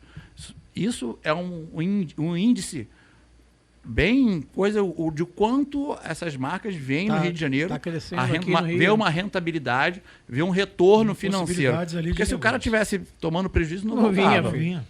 Vamos tirar, por exemplo, aí o próprio Tomorrowland, né? Que infelizmente chegou no Brasil no momento onde a crise estava se instalando, etc. Então os caras fizeram uma edição que praticamente, tecnicamente, o que foi divulgado foi que os caras não perderam dinheiro, mas não ganharam, mas eles aí entenderam que, poxa, mas pelo menos a gente mostrou, apresentou, ano que vem nós vamos explodir. E no ano seguinte foi um fiasco de público total. Infelizmente, a gente perdeu aí. E aconteceu com outras marcas, né? Teve o Ultra aqui no Rio de Janeiro também. A verdade é que, eu, não sendo um bairrista, eu acho que o mercado para eventos desse porte ainda é São Paulo mesmo. Com certeza. Entendeu? São Paulo tem até uma cultura mais antiga, né, cara? Mais baseada nisso, não teve tantas influências como aqui no Rio, de funk, tecnobeat. São Paulo, né, sempre teve. E São Paulo tem uma coisa muito definida. E São Paulo tem uma coisa muito legal, porque ela não é uma cidade que é alimentada por outras 3 cidades ali, que com poder aquisitivo muito bom, e que a galera tem essa cultura de curtir o rolê em São Paulo, que é a galera do ABC. O pessoal do ABC adora sair do ABC para curtir São Paulo, porque em São Paulo eles podem tocar o terror. Estou fora estou fora da minha área. Estou fora da minha área, que eu posso ser quem eu quiser. Na segunda-feira eu estou lindo e belo, fingindo que estava no retiro espiritual no fim de semana. A gente não tem isso aqui no Rio. A gente... mas... Duda, não, tem sim o Rock em Rio. Mas olha a diferença do target de público do Rock em Rio com relação a um evento específico de música eletrônica. O Rock em Rio é algo, tipo, pro Brasil inteiro. O cara quer ver a Beyoncé, o cara quer ver a Dua Lipa, o cara quer ver artistas que não... Rock em Rio já diz, Rock em Rio. Né? O foco é outro. Você tem várias nuances ali que eles vão anexando na situação, mas o foco é outro. Não é um evento de música eletrônica, nem de... Tanto que a gente, agora, o local do momento, lá em São Paulo, é o tal da Arca. É onde teve a edição agora da Time Warp, que tecnicamente era para ser um evento underground. Se você vê os vídeos, eu falo assim, que isso, micareta? Cheio a beça. E os caras também levaram, qual foi a Afterlife, também, que é outro evento conceituadíssimo. E os caras lá explodem. E é isso aí. É ingresso 400 prata, R$350. Coisas que pro carioca chora pra pagar. DJ, e os eventos que você participou, de todos eles aí, que não são poucos, qual foi o que você mais gostou e qual foi o que você tocou pra mais gente? Olha, o que eu toquei pra mais gente, por incrível que pareça, foi um evento mistão, que foi aniversário da cidade de Itaipava. 60 mil. Só. Um mar de gente assim. Só cabeça. Eu só vi a cabeça. Mais nada. Mandar até um alô aqui pro Denis, da Som e Companhia, que é a galera que faz os sons da área ali, né? Taipava, Estado Serrano, gente boa demais. Foi a primeira vez que eu vi um PA com delays, assim, que eu fiquei, por que tem caixa ainda? Lá na casa do cacete. Aí ele, não, DJ, porque esse aqui tá falando com um pouco de atraso com relação a... Maior paciência do mundo. Falei, explicar. Que maneiro isso. Nunca tinha visto aquilo. Foi bem legal. E agora, assim, o que eu mais gostei é uma pergunta que eu acho que eu não tenho essa resposta. Porque nós, né? Eu sou daquela geração que eu gosto de ver contribuir para que a noite daquelas pessoas seja a melhor possível, que ela, sei lá, naquele momento ali que a gente está fazendo o nosso trabalho, que ela esqueça um pouco os seus problemas, entendeu? Se divirta, curta com os amigos. Eu tenho uma história muito maneira da época do Olimpo, o famoso Orkut ainda, né? Que é justamente isso. Eu abri uma segunda-feira o meu Orkut, tinha um testemunhal desse tamanho. Da menina chamada Letícia. Uma menina chamada Letícia. E ela contou toda a história dela. A gente tinha uma sexta-feira chamada Guerra dos Sexos lá, que era aquele lance do Clube das Mulheres e tal. Eu estava lá. E ela contando que naquela sexta-feira as amigas quase que obrigaram ela a sair de casa, que ela estava curtindo uma dor de cotovelo horrível, tinha terminado com um cara que ela achava que era o homem da vida dela, blá, blá, blá. Não, você não vai ficar em casa chorando, vambora. Não quero ir, vai, tu vai. Arrastaram ela pro Olimpo, ela foi lá. Deixa eu só explicar como é que era a Guerra dos Sexos, pra você entender por que essa menina foi praticamente obrigada, jeito, né? A noite era dividida, a casa abria às 10 e até meia-noite só entravam as mulheres. Os homens... Né? Os homens ficavam do lado de fora, eram proibidos, do lado de fora. E aí, nesse período, a gente fazia alguns shows e tal, não vou entrar em detalhes. Fala o show, sim. Tinha bebida liberada para as meninas já ficarem no clima. Suquinho, eu dou logo um detalhe só. Gummy. Tinha o famoso suquinho Gummy, que nada mais era do que vodka, água gelada e Clyde, distribuído para as meninas. Pense pelo lado que é, tipo, já toda uma preocupação com a saúde fitness dos corpinhos das meninas, entendeu? E esse era distribuído, e era docinho e alcoólico à beça. Pra caramba. Aí as meninas... alcoolicamente emocionadas, etilicamente, né, anuviadas, assistiam a um show de homens seminus dançando no palco com uma drag queen botando pilha. Esse é o nosso número 1. O bumbumzinho. O bumbumzinho mais lindo do... Aquele clima todo, já charopando. Quando os homens entravam, ela já facilitava a vida, né? Não, eles eram violentados, a verdade era essa, que elas faziam corredor polonês. Quando a gente falava, eu fazia contagem regressiva, a mulherada, podemos convidar os homens? Podemos deixar eles entrar? Por favor! E elas formavam um paredão que quando os homens entravam, já eram selecionados. Você é meu, você é meu, você é meu, você é meu, você é meu. Era incrível, incrível. Por isso que a menina foi levada para as amigas. As amigas levaram ela pra lá forçado. E aí ela escreveu que ela, a princípio, ela não se sentiu à vontade, que ela ficou sentada, vendo tudo acontecer. Mas aí as músicas foram deixando ela cada vez mais animada, mais relaxada. Daqui a pouco ela se viu rindo, dançando com as amigas. Daqui a pouco se viu dando um beijo num cara muito melhor do que o ex, etc. E que quando ela chegou em casa, que ela deitou no travesseiro, ela pensou, caraca, quem será que era o DJ que tocou as músicas hoje que me fizeram tão bem? E aí antes de dormir, liguei pra uma amiga minha. Cara, quem que toca no Olimpo? Ela, tu não sabe? É o Duda Santos, da Transamérica e tal. Aí ela me adicionou, e no Orkut você podia adicionar a pessoa e mandar um testemunhal junto. E ela me mandou, só quero essa mensagem, é só pra você saber que nesse fim de semana você fez diferença na minha vida. Maneiro. E a gente já falou sobre isso aqui também, de que nós não temos noção da quantidade de pessoas que nós influenciamos, da quantidade de pessoas que nós mudamos a vida. Celso fala uma coisa engraçada de quantos a gente já casou, quantos a gente descasou também. Eu já fui convidado para tocar num casamento. A noiva pagou meu cachê, porque o marido dela, o noivo dela, contava para ela que a melhor fase da vida dele solteiro, dele curtindo festa, era ele ir que ele frequentava a Eccentric. Ele falava, você tinha que ter curtido o Duda Santos tocando na Eccentric. Que músicas maravilhosas. Foi a época que eu forçava a house. No momento que as pessoas queriam ouvir Tecnobeat, aí tocava Gadio, So Many Times, essas coisas todas lá na Eccentric. E ela me procurou, pediu quanto você me cobra. Eu, logicamente, falei, cara, não tem como cobrar de você o cachê de que eu cobraria para ir num evento onde o cara tá vendendo ingresso. Eu vou te dar um custo aí, que é o meu custo para estar no casamento de vocês. E se tiver ok para você... Tudo certo. Tudo bem. E ela... Mandei, ela... Não, tá fechado. Eu falei assim... Não, foi... Aí depois que eu pensei, cara, casamento, né? Casamento deve estar acostumado, é do nego vim... Mas foi muito mais porque eu me senti massageado e lisonjeado pela menina me dar de presente. Que na realidade o presente, né? Você era o presente pro marido dela. E eu contei isso para as pessoas, assim, que estranho isso. Eu falei, cara... E aí foi justamente isso. O casamento deles foi no Bosque da Fazenda. E aí ela entrou, aí ela me botou em contato com a menina cerimonial e etc. Olha, você vai ser o cara que vai abrir a pista de dança. Eu falei, tá bom, beleza. Ele não sabe. Aí tá bom. O nome dele era Gustavo, eu acho. Alguma coisa desse, Gustavo, Gerson, alguma coisa com G. Sei que tem G na história. E aí, antes de abrir a pista de dança, ela agora os noivos vão caminhar para a pista de dança, a gente vai abrir o DJ. Casado, então. E no caminho que ele veio chegando na pista, eu já peguei o microfone. Boa noite, gente. Quem fala com vocês aqui, meu amigo. Meu nome é Duda Santos. Eu estou aqui a convite da noiva para tocar uma sequência especial pro noivo.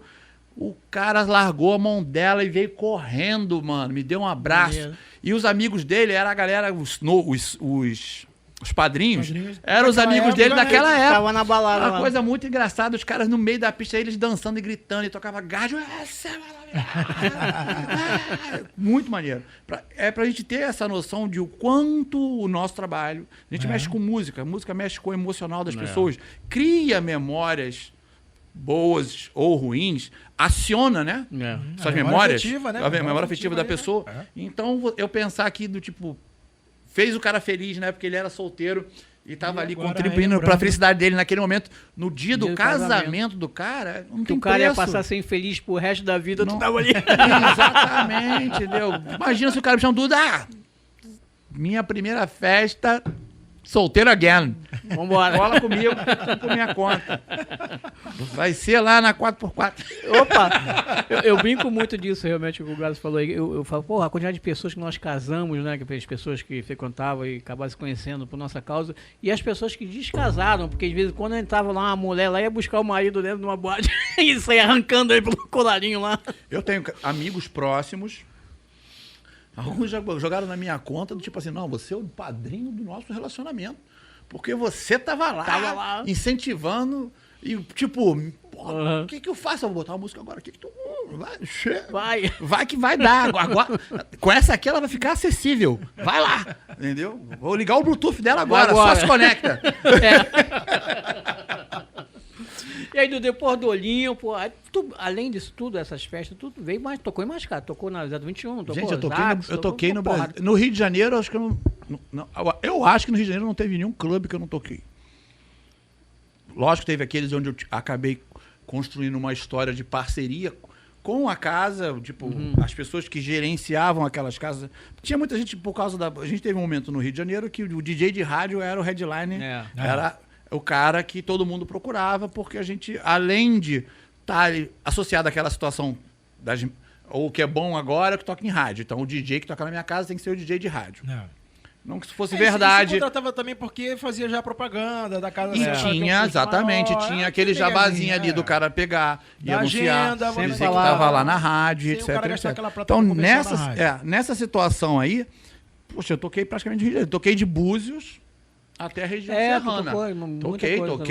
Toquei no... Eu não toquei no Privilégio, eu toquei na outra, da maçãzinha, da cereja. Esqueci o nome aqui, cara. Pachá. Toquei na Pachá de Búzios, toquei no Café Del Mar de Búzios, toquei até na Casa de Crepe lá, no... Como é o nome que chama? Que é famoso lá. Eu vou lembrar. Os caras faziam uma festa de música eletrônica no restaurante de crepe. Eu ia direto lá tocar. Maneiro. Entendeu? E região serrana, fiz praticamente todas as casas. Cheguei a tocar em outros estados e etc, etc. Tudo isso só no Rio de Janeiro. Fora do Brasil, chegou a sair, não? Fora do Brasil, sair pra contratado tocar como DJ pra tocar, não. Aconteceu, tipo... esporadicamente. Tava fora, tá aqui, vamos ali, faz um som ali. É tipo isso. Então não é algo que a gente pode dizer. Mas eu fiz muita coisa. E em determinado momento na minha carreira, eu migrei para a cena GLS. Fui DJ de Tribal House durante muito tempo. Foi uma coisa também que foi... Muita gente, né, da minha geração acabou que gostava de fazer um som mais diferente. Era maneiro. Cara, é muito bom tocar. E eu tinha muita vontade de poder trabalhar um período. Eu toquei durante Primeiro que eu gosto do ritmo, eu acho maneiro demais. Eu toquei 7 anos na cena GLS. Eu cheguei a ser residente da festa que hoje é uma das maiores do Brasil, que é a Revolution, que é da Rosana Amaral.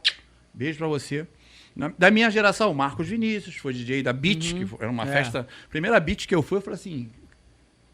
Será que eu sou hétero mesmo? Porra, eu tô gostando tanto disso aqui. Se coloca em dúvida, assim, cara, por que eu tô tão feliz em estar aqui? Sei não, hein? Era um negócio, a Beat era descomunal, uma festa para 15 mil pessoas. Mas o curioso é que a Beat era uma festa com uma ideologia GLS, que quase 40% da festa era frequentada por um público heterossexual. Eu posso dizer que as mulheres mais gatas que eu me atraquei na vida foi em festa GLS. Uma vez, eu cheguei a perguntar para umas meninas que falaram comigo, não, a gente gostou muito em festa, mas nós não somos, né? E eu perguntei, mas por que você foi? Porque lá os caras não ficam enchendo o saco, puxando o cabelo a nossa noite. Olha, a gente vai lá, dança, tiver que dançar, faz e não tem encheção de saco. Várias ex-namoradas minhas, eu viciei elas em festa GLS, que elas não... No primeiro momento, quando eu falava, o que você faz? Eu toco em festa gay. Faz o quê? Toco em festa gay. Mas não pratico. Aí, tipo assim, tá. Aquela cara meio, você, hein? Essa Coca-Cola. É zero e sem gás. E quando tiveram contato, que conheceram, se apaixonaram por essa questão. Por quê? A mulher não é só respeitada, isso aqui é interessante. Ela é idolatrada pelos gays. Essa coisa, que o gay não gosta de mulher. Não, o gay não gosta, ele é muito chegado, eu acho que não são tão bonitas. Mas uma mulher bonita, dentro de uma festa de LS, admiram, né? Ela vai ser tratada como uma rainha, porque ele, tipo, gata, se eu fosse mulher, queria ser igual você. Aí eu, graças a Deus, a minha mãe de santo é muito forte, bate um tambor firme, me arrumava as namoradas gata, me ajudava, tipo, musifia. Vai. Entendeu? Então eu sempre cheguei do lado de mulheres muito bonitas, na cena GLS, e as bichas já pegavam pela mão, deixa ela comigo. E as mulheres voltavam, tipo, porque a noite inteira, um bando de homens dizendo que ela é linda, que o cabelo é maravilhoso, que adora a energia dela, que gosta da simpatia dela, da personalidade dela. A autoestima vai lá no céu, né? A minha ex-mulher, se eu falasse pra ela, minha ex-mulher, eu já não tocava mais na cena GLS. Quando eu casei. Vou tocar na Zax, ela. Vou tocar na Rave. Pô, esse fim de semana não tem festa não. Vamos pra The Week. Se arrumava numa velocidade. Por quê? Porque chegava lá, sério mesmo, largava a mão dela. Vai, cara, com as suas amigas. Bicha, vai. Quando eu olhava, ela tava lá dançando no queijo, com os homens, fortão, saladão, pra caralho. E eu tranquilo, tipo assim, vai lá, vai. Vai lá, absorve essa corda não pica. Absorve esses feromônios todos. E é tipo isso, e voltava como mais tarde. Vambora pra casa agora. Não tô aguentando ficar aqui. Mas cara. Então, tipo, tenho vários amigos, casais mesmo. O cara sério, tem uma situação uma vez que muito engraçada. Teve uma hora que tava encostado no bar, eu, Ronaldo, uns 8 maridos, tomando cerveja e jogando conversa fora. E, logicamente, isso daí, isso aí. É Benino ou Benina essa? Zoando. E as mulheres na pista dançando com as bichas. Tranquila, e a gente tranquilaço. E a gente, sério, literalmente tranquilo, que se algum engraçadinho fosse lá fazer gracinha, os próprios iam enquadrar o cara. A mulherada se sentia à vontade, se sentia livre, se sentiam bonitas, sabe? Sabe? Tipo, elas voltam, tipo... Não, sério, eu defendo aqui que toda mulher tinha que ter um amigo bicho ali pra falar, amiga, você...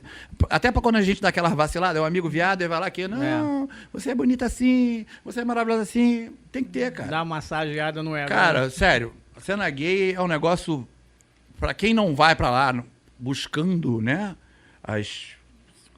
é bem divertido. Quem não tem aquela opção, mas tem... Tem que ter bom... Se o cara tem o mínimo de respeito, você tem... você também tem que entender que, pô, cara, tu tá aqui. Se o cara te ver sozinho ali, não vê... Eles sabem quem não quer. Mas vai ter um retardado que... se você saber... Lide com isso como tipo elogio.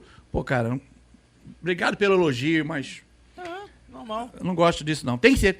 Eu tive um cara que o cara me perseguiu durante várias festas. Mesmo? Ele jurava... mas... Você fala isso, aquela velha história, né? Você fala isso porque... Eu falei, cara, eu falo isso com propriedade. Eu olho para um homem, a minha vontade que eu tenho é sair correndo. Não gosto. Essa música eu não toco. Não é a minha praia. Olha, esses músculos todos aí. Eu não gosto nem de mulher marombada, eu vou gostar de homem. Não tem como, não.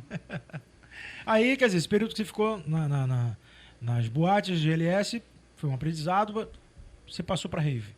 Sim, nem foi só passou pra rave. O que aconteceu, o Roger inclusive contou. O Roger contou aqui. A cena evoluiu. Deu uma...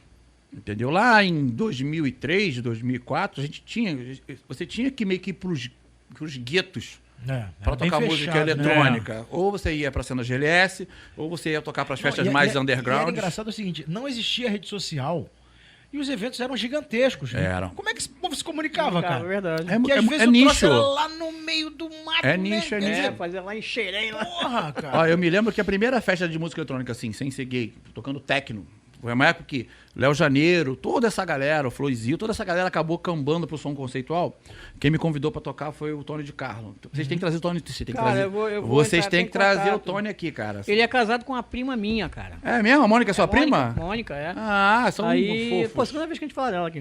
A gente, é um dos ídolos aí da galera, até hoje eu tava ali pra entrar em contato com ela. Eu fui. Porque ficou em Teresópolis. Sobrinho de matinê do Tony de Carlo. Lá na Gypsy. Eu ia lá pra ver o Tony tocar, cara. O Tony é bom demais. O Tony é sensacional. O Tony é um tocar. Eu posso dizer que o Tony de Carlo é mais do que um DJ sensacional. Ele é um ser humano sensacional. O Tony, eu vi o Tony tocar na Zoom, cara. Olha, eu nem conhecia a Mônica ainda, nem nada. Eu era moleque, eu vi na Zoom. Ali em São Conrado, né? Ele Gustavo e Adão, era os três DJs já. Eu não sei se você tava numa audição que teve na The Bedroom. que o Rogério até cobriu para ação da DJ Sound na época, que eles estavam com uns papéis escritos assim, não posso tocar isso. Lembra disso? Né? O dono não deixa. Cara, aquilo foi um marco, porque a galera vinha pedir coisa que eu não tocava, né? Pô, mas foi... A Bedro era muito maneiro. Era ele e o Nino lá, que era o residente, não era? Era isso mesmo. Ele e o Nino lá. Gente boa. Tem até essas fotos. Eu encontrei Nino um dia desse, no terraço, lá do Celina, que é aquele hotel ali na Lapa. Eu toquei lá num rooftop lá, produzido por uma galera que é maneiríssima, Gustavo Brasil, Sandrinho Pelages, tem uma festa chamada Let's Groove. E a gente tocou lá. E Nino teve lá. Memê teve lá. Pô, o Nino é gente boa pra cá. Nino é tranquilaço, né? Porra! Eu gosto demais do Nino, cara. Muito mesmo. É um queridão. Vamos lá, onde a gente estava? O Tony te deu essa oportunidade. Foi. O Tony, deixa eu ver onde é que a gente estava. Me perdi agora. Música eletrônica? Sim, uma das primeiras festas de música eletrônica que eu toquei, eletrônica, quando eu comecei a buscar a segmentação, foi o Tony que me chamou para tocar numa rave lá no Sítio das Pedras. Tipo, como é que chegava no Sítio das Pedras? O que era o Sítio das Pedras? Aquele dia ali, sério, eu fui guiado pela luz que me ilumina, porque quando eu parei o carro, procurando um número, quando eu olhei, é aqui. Sério, foi um negócio muito bizarro, porque eu tava mais perdido do que... E aí entrei carregando case com vinil e tal, e... Ó, você vai passar por um portão, porque esse portão você vai andar, vai ter uma piscina. Vai ter uma piscina. Eu falei, e aí? Do outro lado da piscina você vai ver uma tocha. Isso estava anotado num papel. Caralho. Quando você chegar nessa tocha, aí você vai seguindo as tochas que você vai dar onde vai estar montado o evento. Aí eu, tá bom. Aí parei o carro na parte que é estacionamento, me identifiquei, eu sou Duda Santos, eu tava o nome anotado, parei o carro, peguei a case.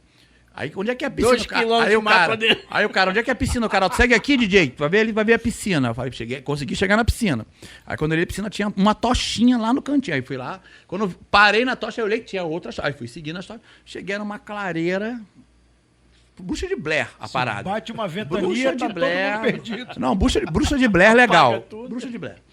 E aí, várias cangas presas entre as árvores, fazendo um círculo, né? É um negócio meio... Cabalístico. Várias cangas fluorescentes, assim, presas em uma árvore, uma canga esticada, aí fazendo um círculo perfeito, e um altar, que era o DJ ali. E a gente tocando de vinil na época ainda. Ainda era essa cultura, DJ de underground, tinha que tocar de vinil, não tinha CD. A gente volta naquela hora, como a gente gastava-se dinheiro para tocar, porque, afinal, até hoje eu não recebi o dinheiro que eu investi naqueles vinis. Não rolou. Tem que carregar peso. Peso e tal. E aí, cheguei, o Tony tava organizando essa treta toda. Tocou eu, o Sique. Vocês sabem que o Marcelo Sique é sobrinho do Tony de Carlo, né? Não sabia não. Sobrinho do Tony. Um dos primeiros DJs que o Marcelinho disse que... Marcelo fez amizade, foi comigo. Porque o Marcelinho veio... O Sique foi estagiário da Furacão.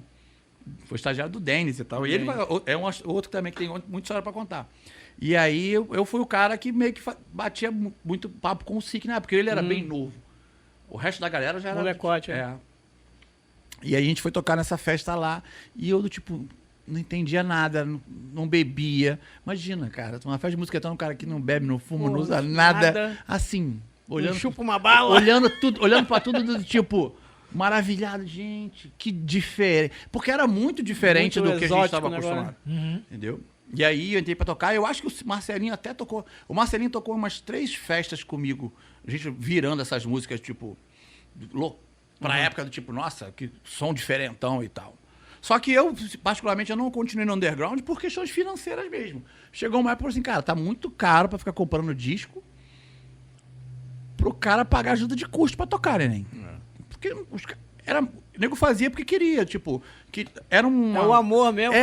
Os caras estavam querendo fomentar essa cena. Aí eu falei, cara, não dá pra mim pra ficar bancando R$60 um disco, comprando 3, 4, 5 no mês, pra tocar numa festa hoje, numa festa daqui a 30 dias, que as festas também eram poucas, e a grana que tu recebia, se tu botasse na conta do lápis... Pagou pra trabalhar. Você pagou pra trabalhar. Foi aí que falei, vou focar no comercial mesmo, que o comercial, pelo menos, meio ou mal, me ajuda a pagar as contas, entendeu? E foi isso. Entendeu? Tanto que a galera que hoje são os bambambãs da cena eletrônica, todos são grandes amigos meus de longa data. O Léo, que hoje é curador do Arung, é um monstro, né? Dentro da cena eletrônica do brasileira. Os meninos, o Zé e a Mari, do Flow e Zil, são meus amigos pessoais. A gente vai lançar até uma música junto agora. A gente fez uma collab. Foi uma coisa muito engraçada, que eu fui na casa deles buscar uma caixa de som, saí de lá com a música pronta. Tudo a ver, né? Tipo... Não, cara, sério, se você for na casa do Flow e Zil, ele vai lá pra você assim, Celso, você tem cara que gosta de um som assim, hein? Aí tu fala, cara, como é que você adivinhou? Vem aqui que eu vou te mostrar. Vem aqui no estúdio que eu vou te mostrar um negócio. Aí ele te começa a mostrar um som. Aí tu fala, pô, esse som é bacana. Então vamos botar essa música aqui, não, música aqui. E daqui a pouco, quando você vê, começa um embrião. Aí do tipo, se você tiver o mínimo de vontade de estar ali participando daquele processo, você faz uma música. Eu fui lá buscar uma caixa. Tinha uma caixa nossa lá do galpão de som, que tava com ele. Eu fui lá, Zé, eu vou precisar dessa caixa aí, porque tem um eventozinho que vai fazer, e a gente tá precisando desta caixa de som pra botar no evento. Não, eu tô em casa, vem aqui buscar. Eles moram no Itaiangá. Aí eu fui lá. Ele, pô, vamos tomar cerveja, pô. Tem pouco que eu não te vejo? E tal, tá bom. Vamos tomar cerveja. E aí eu fui mostrar uma música que eu tava lançando pra eles, que eu lancei recentemente agora pela Massiva, que é o One of Us, que é a regravação da John... Lembra da John Osborne? Então, uma cantora canadense incrível e tal. Aí a gente paguei o copyright, a música tá saiu mês passado. Tá indo bem no Spotify e tal. Uma pegada mais progressiva. E eu fui mostrar pra ele. Falei, pô, vamos aproveitar que tô aqui no teu estúdio. Ouve a mix master da minha música pra ver se tá tudo ok, se você acha que tá maneiro. Ele, bota aí. Aí fui lá, peguei a música, conectei, botei a música pra ele. Aí ele deu uns toques, ó, tá bom isso aqui pode dar uma melhoradinha, blá, blá, blá. Pô, tu gosta de arpejo assim? Eu falei assim, pô, adora. Então vou te mostrar uns. Pronto. Juntou a fome com a vontade de comer. Acabou, saí de lá quase de manhã. Saí de lá com a música, tipo, 60%. Mas trouxe a caixa? Trouxe a caixa, tinha que trazer a caixa. E aí acabou que essa música realmente... Porque às vezes também tem isso. A galera que produz, às vezes a gente se junta, começa ali uma história que às vezes aquela história acaba não evoluindo em nada. Mas essa música particularmente evoluiu. Eles compraram, tipo, caraca, isso realmente é um pouco fora da curva do que a gente quer lançar, porque isso é importante numa colaboração, que a música seja um pouco de você, um pouco de mim. Cadinho de um, cadinho de outro. Tem que ter a tua pegada e a minha pegada, e a gente chegar numa interseção ali.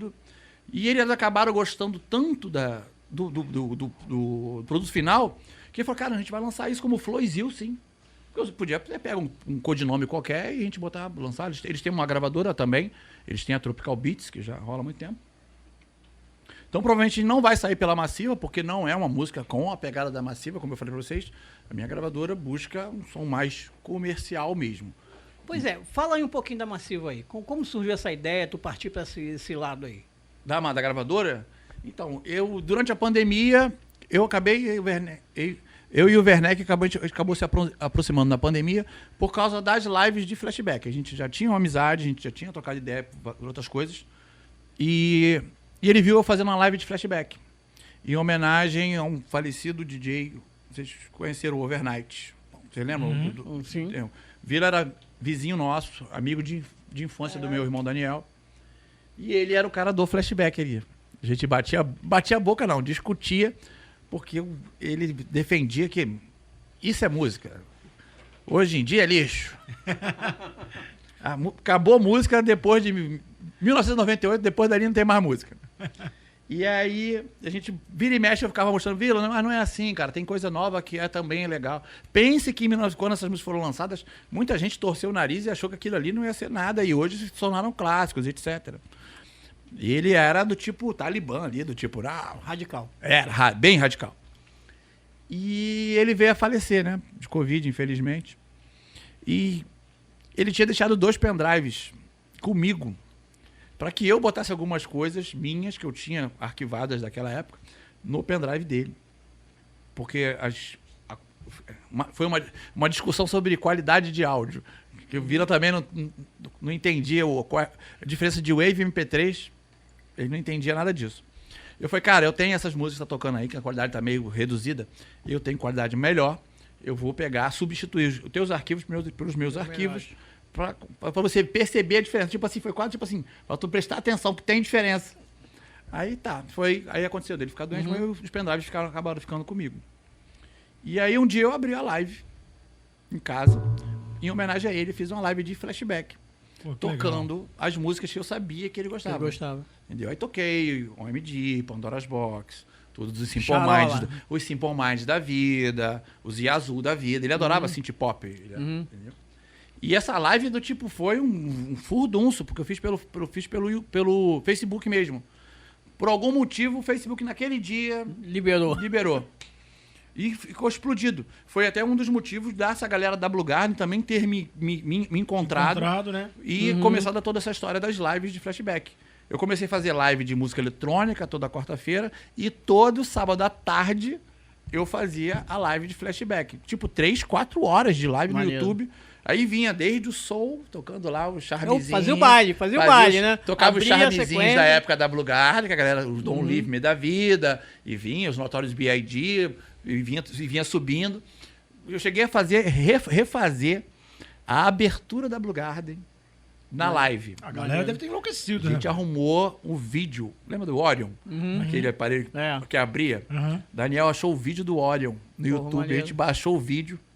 Aí eu falei pra eles, ó, hoje a gente vai ter uma coisa diferente na live hoje, hein? Fiquem atentos. E uma das coisas que tinha na Blue Garden era essa coisa. A gente pegava, botava um Carmina Burana pra rolar. Bem-vindos à Blue Garden. A Camila Burana foi a música mais Porra, utilizada a pra Mancha, abertura da de Desceu tudo quanto é Fênix. lugar. Se o cara imaginasse, tava ganhando royalty até hoje. É verdade. E aí eu refiz, na live a abertura da Blue Garden. Porra, maneiro. Peguei o microfone, bem-vindos à Blue Garden, picha mais dance do Rio. E falei a ficha técnica da época e tudo, iluminação, falando de tal, vídeo, aí botei o Daniel no vídeo. E aqui com você, seu amigo do Daçan, vambora. Cara, foi um negócio, Porra, muito legal. foi um bagulho de louco. Entendeu? O nego dava dinheiro na live, vamos fazer um pix, pra pagar o DJ. Muito maneiro. E o Werneck assistiu uma dessas lives. E ele falou assim, porra, o Da Santos, que é o cara do eletrônico, toca as músicas que eu toco. Maneiro. Eu falei, pô, Werneck, hoje eu sou o cara do eletrônico, mas em algum momento Minha da minha raiz, vida, ó, já passei. eu já toquei essas coisas aí, a gente começou a trocar ideia, a gente ficou amigo e fiz remix pra música dele, tipo, ele lançou uma música com o vocal do Claudinho, o vocal do Bochecha, Bochecha. o sax do Dani Sax, e ele me mandou, eu falei, cara, a música tá maneira. Ele, pô, dá pra tocar na tua pista? Desse jeito, não. Posso Ele, mexer? como não? Eu falei, pra minha pista não funcionaria. Posso mexer na música? Aí ele, ué, como assim? Eu falei, posso dar uma editada aqui, mexer em algumas coisas? Aí ele, o que você precisa? Eu falei, preciso das partes assim, assim, assado. Ele, peraí, aí botou o Gevô na conversa, o Gevô me mandou as partes, eu reeditei, fiz uma versão dub, tirei metade do vocal da música, dei mais ênfase aos metais, ao sax, etc. Depois eu fiz isso de novo, novamente para ele, numa versão de uma outra música, e acabou que a gente criou essa parceria com relação à produção musical. Vira e mexe, ele, pô, cara, preciso de um remix mais pista para uma música que a gente vai lançar. E aí a gente começou a conversar tanto sobre isso que surgiu o primeiro projeto que a gente fez junto, que foi o remake da Lulu Jopper. Dance With Me. Dance With Me. Entendeu? Eu sugeri pra ele, falei assim, cara, eu tenho uma música bombando, que é o Drum Sky, que é um house, onde o cara brinca com saxofone, é um pam, pam, pam, pam, um trompete o tempo inteiro. Vocês têm uma música com trompete bacana, com uma história bacana, que as pessoas têm um referencial bacana, que é a Lulu Jopper. Que é brasileiro, inclusive. É. Né? Ele, pô, e aí, mas como é que vai? Eu falei, se o Gevô tiver todas as partes, Dá a pra... gente pega e remixa. Faz uma nova versão, uma encorpada mais próxima. Só que o Gevô já não tinha mais a capela, não tinha nada.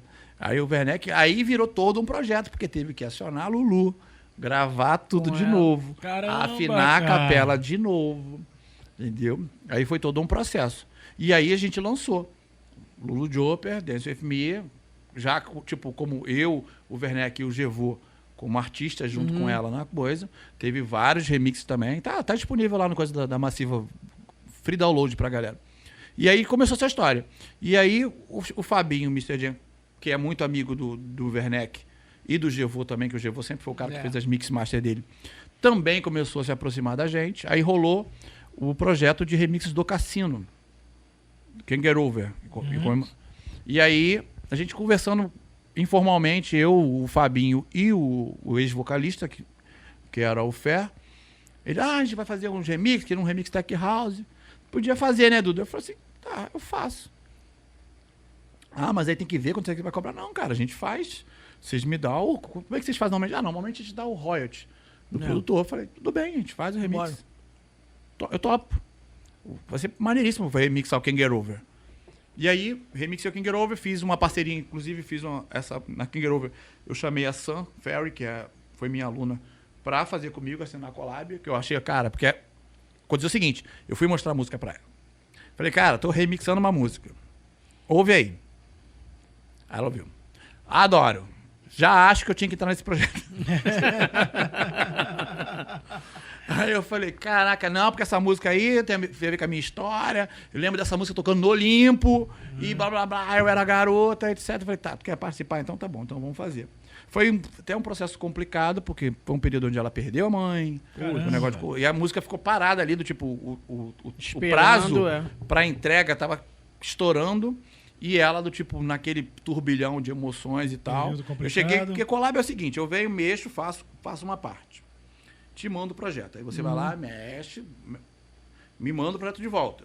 Eu dou uma olhada em tudo que você fez, vejo se tem alguma coisa que, beleza, que saiu um pouco da minha ideia inicial, vejo o que você agregou, o que se realmente soma ou não naquilo que a gente vai fazer, dou mais uma alinhada, mando de novo, olha, as coisas que eu mexi aqui para melhorar foi isso. Não teve essa volta, porque ela me mandou e foi o período que ela ficou off por causa da história da mãe.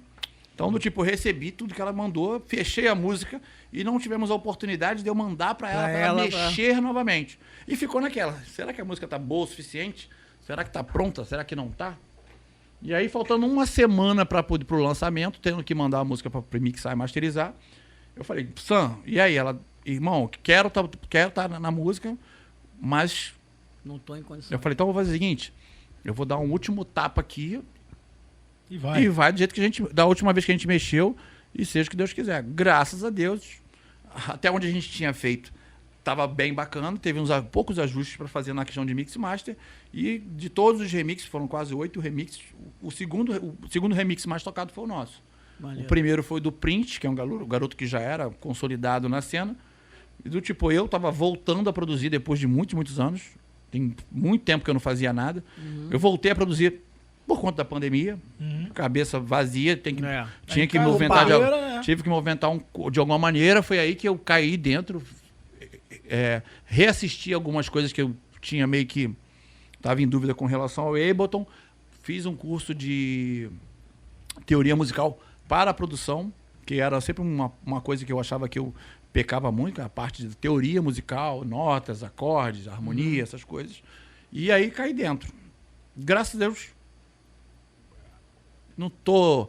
Ainda tenho neurônio suficiente para poder aprender com velho. O povo fala aqui que macaco velho não aprende truque novo. Mas eu consegui, sério, evoluir bastante dentro da minha técnica de produção. Consegui evoluir bastante nessa coisa de melodia.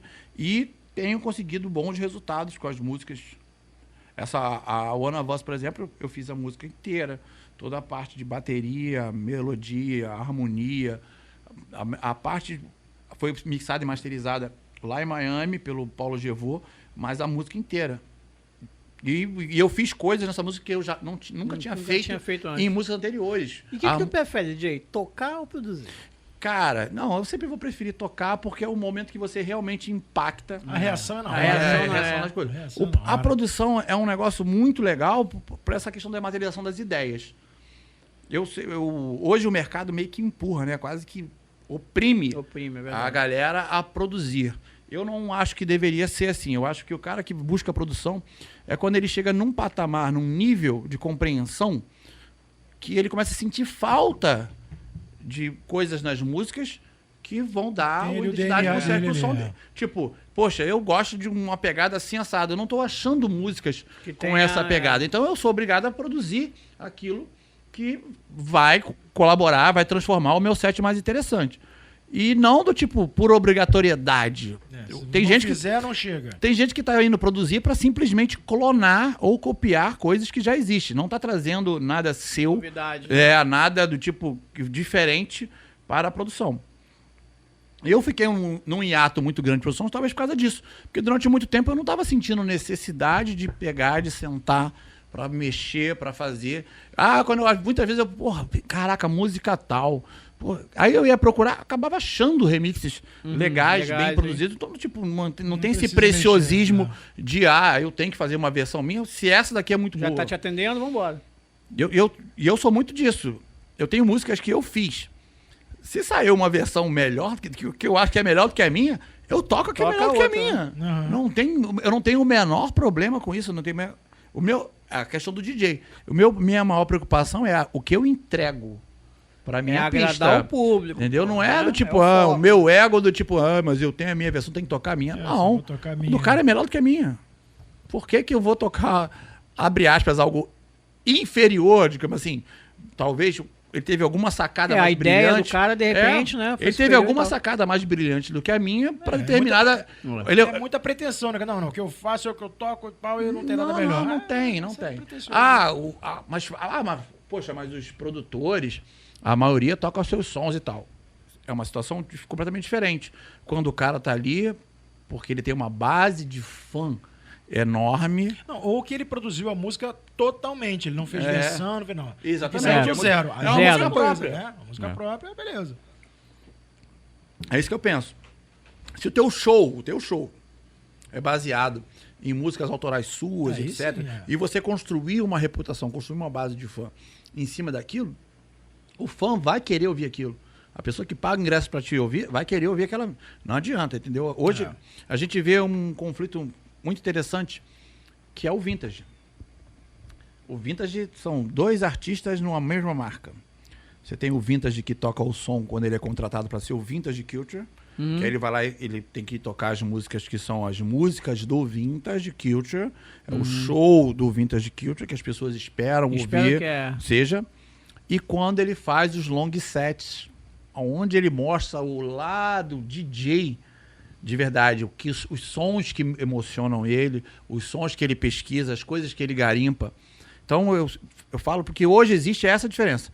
Existe o formato DJ, que é como ele se apresenta, que são as músicas que ele fez no estúdio, que ele usa ali o CDJ para apresentar aquele repertório, aquelas É a músicas. vitrine. É a vitrine. E o DJ, que é o cara que, tipo, que pesquisou, que garimpou, que está experimentando coisas ao mesmo... Algo que ele não faz a menor ideia se aquela música vai agradar ou não, mas ele vai lá e se arrisca, ele vai lá e bota aquilo, mostra aquilo para as pessoas, leva aquela informação nova. Então você tem essa diferença, é uma diferença, um conceito meio até tênue de explicar, mas é isso, você tem dois formatos. O formato DJ, que é a apresentação, e o DJ de fato. Tanto que, recentemente, eu vi uma coisa que do tipo meio que eu falei assim, caraca, eu não era maluco, eu tenho razão naquilo que eu falo.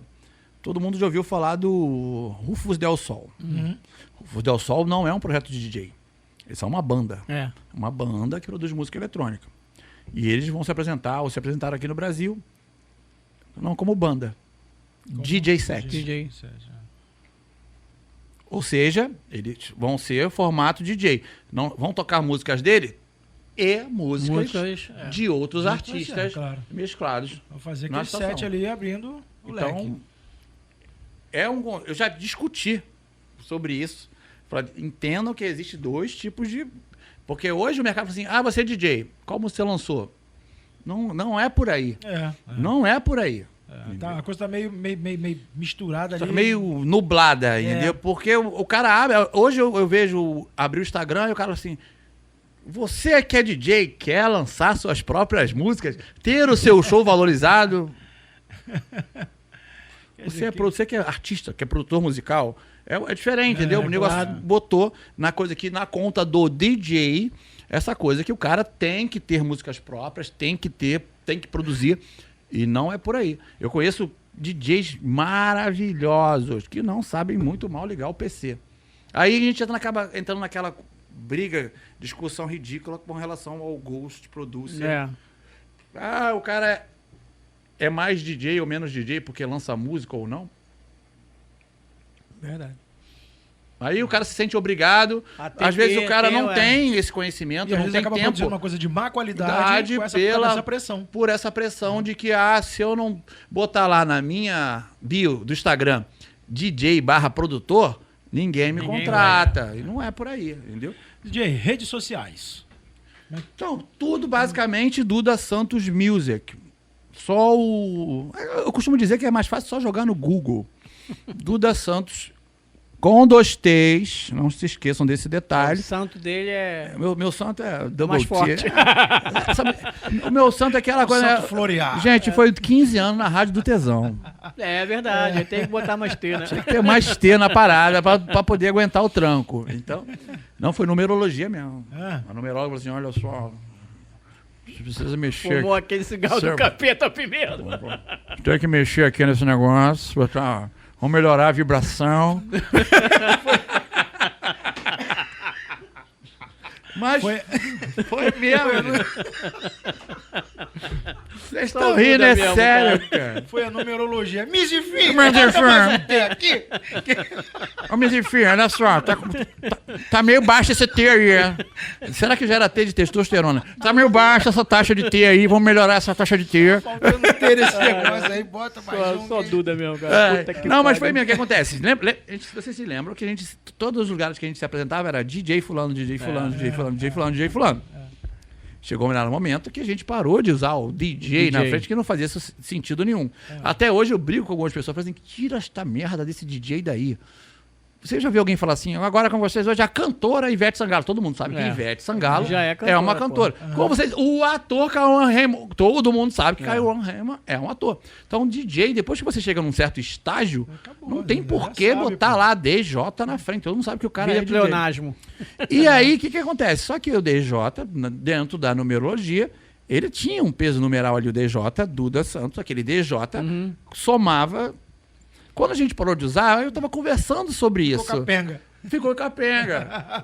Só o Duda Santos com o T, ela falou assim, olha só, até hoje eu lembro. Eu vou contar. Olha só, Duda Santos é um número bom. Já dá um corte aí, vai. Olha só, Duda Santos é um número bom. Mas só vai trazer trabalho, dinheiro não.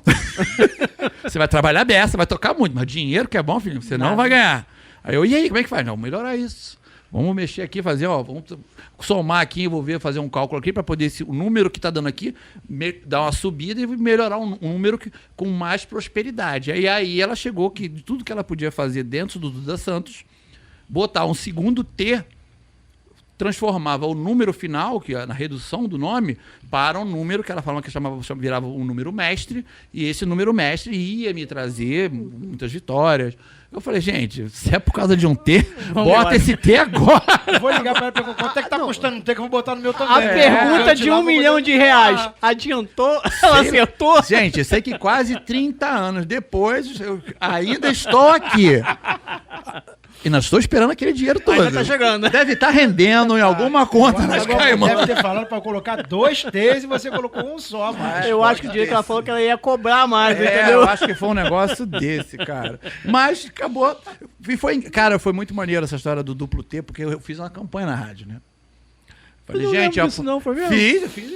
Fiz anúncio, gente. Pra poder Tem acrescentar um anúncio muito importante pra fazer, que eu só vou fazer no ar. Aí fiquei bombardeando a minha rede social durante quase 2 semanas, falando essa gracinha, ó, tem uma revelação, algo que vai mudar tudo. Tipo aquele programa. Tipo o programa do Kleber, né? Kleber. Para. O que vai vir agora vai mudar tudo. Se preparem, no dia tal, Duda Santos vai fazer uma. Vou fazer uma revelação no programa que vocês vão ficar chocados. Vocês não vão acreditar no que vai acontecer. Tinha que ser um maluco do Duda. Aí começou o programa. Duda, todos querem saber. E realmente, o meu Facebook no dia tava aqui. O que você vai revelar? Botei mais um A partir de hoje, Duda Santos, como vocês conhecem, como vocês leem, Nunca mais não será existe mais. Agora Santos tem 2 T's. Aí ele olhou pra minha cara assim. Mas por que, DJ? Porque minha numeróloga falou. Pronto, acabou o programa. Aí, entra, né? aí começou aquela história do metade do povo, é isso aí, a numerologia. A outra mandando vai, tu tomar e o naquele resto, lugar. vai sentar. Daí, na mesma hora, eu já botei na conta da rádio. Pensando, por que acontece, gente? Olha só, eu tô na rádio do Tesão. Aquele meu T, ali no meio é minúsculo. Então precisa Então de pelo tem menos como dois pra, pra né? justificar. Então Tá bom, agora, grandeza. agora é Duda Santos com mais tesão na vida de vocês. O maluco do Duda. DJ, foi um prazerzaço. Cara, eu cara. tô aqui Adorei chorando, o tô papo. quase chorando com Espero essa que a galera história. que esteja assistindo aí Porra. esteja gostando também. Muito bom, cara. Muito bom. Muito bom. Eu queria mesmo. aproveitar, a gente tá falando de rede social, pra galera que tá aí ouvindo e DJs que estão aí buscando músicas novas, etc. Fazer meu comercial, né? Claro. Vamos lá, cara, no SoundCloud da Massiva. Só botar lá no SoundCloud Massiva. No SoundCloud vocês vão ter acesso à nossa página lá. Vai estar aparecendo Botar. aqui embaixo. Isso, tudo free download em Wave pra galera. Tem aqueles gatezinhos bobos, mas, cara, isso aí também é pra ajudar a movimentar a rede social da gravadora. Então, tipo, vai coletar um e-mail, vai pedir pra você curtir o Instagram da gravadora. Isso, gente, não Isso é dói. normal, coisa normal. Isso não dói ninguém. Mas todas as músicas produzidas, mixadas, masterizadas, tudo muito de altíssima qualidade. Free download, tem música de todas as pegadas lá.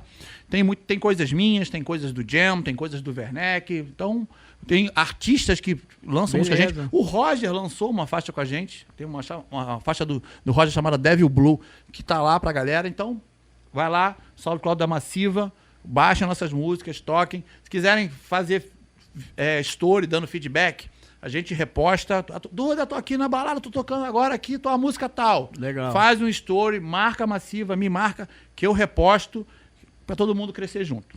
Isso Tá bom? aí. Então é isso. Falando em Roger, lembrando você aí que tá afim de ser um produtor, um DJ, Music Academy. Né, DJ? Isso aí. Curso de DJ, curso de produtor, curso de instrumentos também. Tem Os lá, melhores violão, profissionais guitarra, do Rio isso aí, ó. Os Só melhores fera DJs lá. estão O espaço. Você já deu aula lá, não já? Cara, eu tenho uma parceria com a Music. Como vocês sabem que eu dou muita aula particular.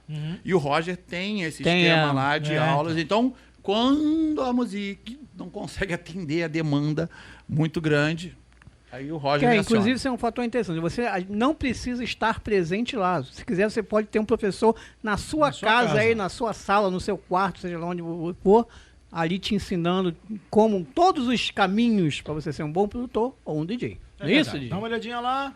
Music Academy. Beleza? Isso. E mais uma vez pedindo, por favor, dê o seu like, compartilha, vai lá na rede social do nosso queridíssimo, engraçadíssimo, assiduamente assessorado por numerólogos do DJ Duda Santos. Vai lá na rede social dele, lá, comenta, dá ideia pra ele botar mais alguma letra no nome, bota 2 S agora, fica igual o Silvio Santos, vai ficar com dinheiro, porra. Minha numeróloga chama-se Mamãe Hipotenusa.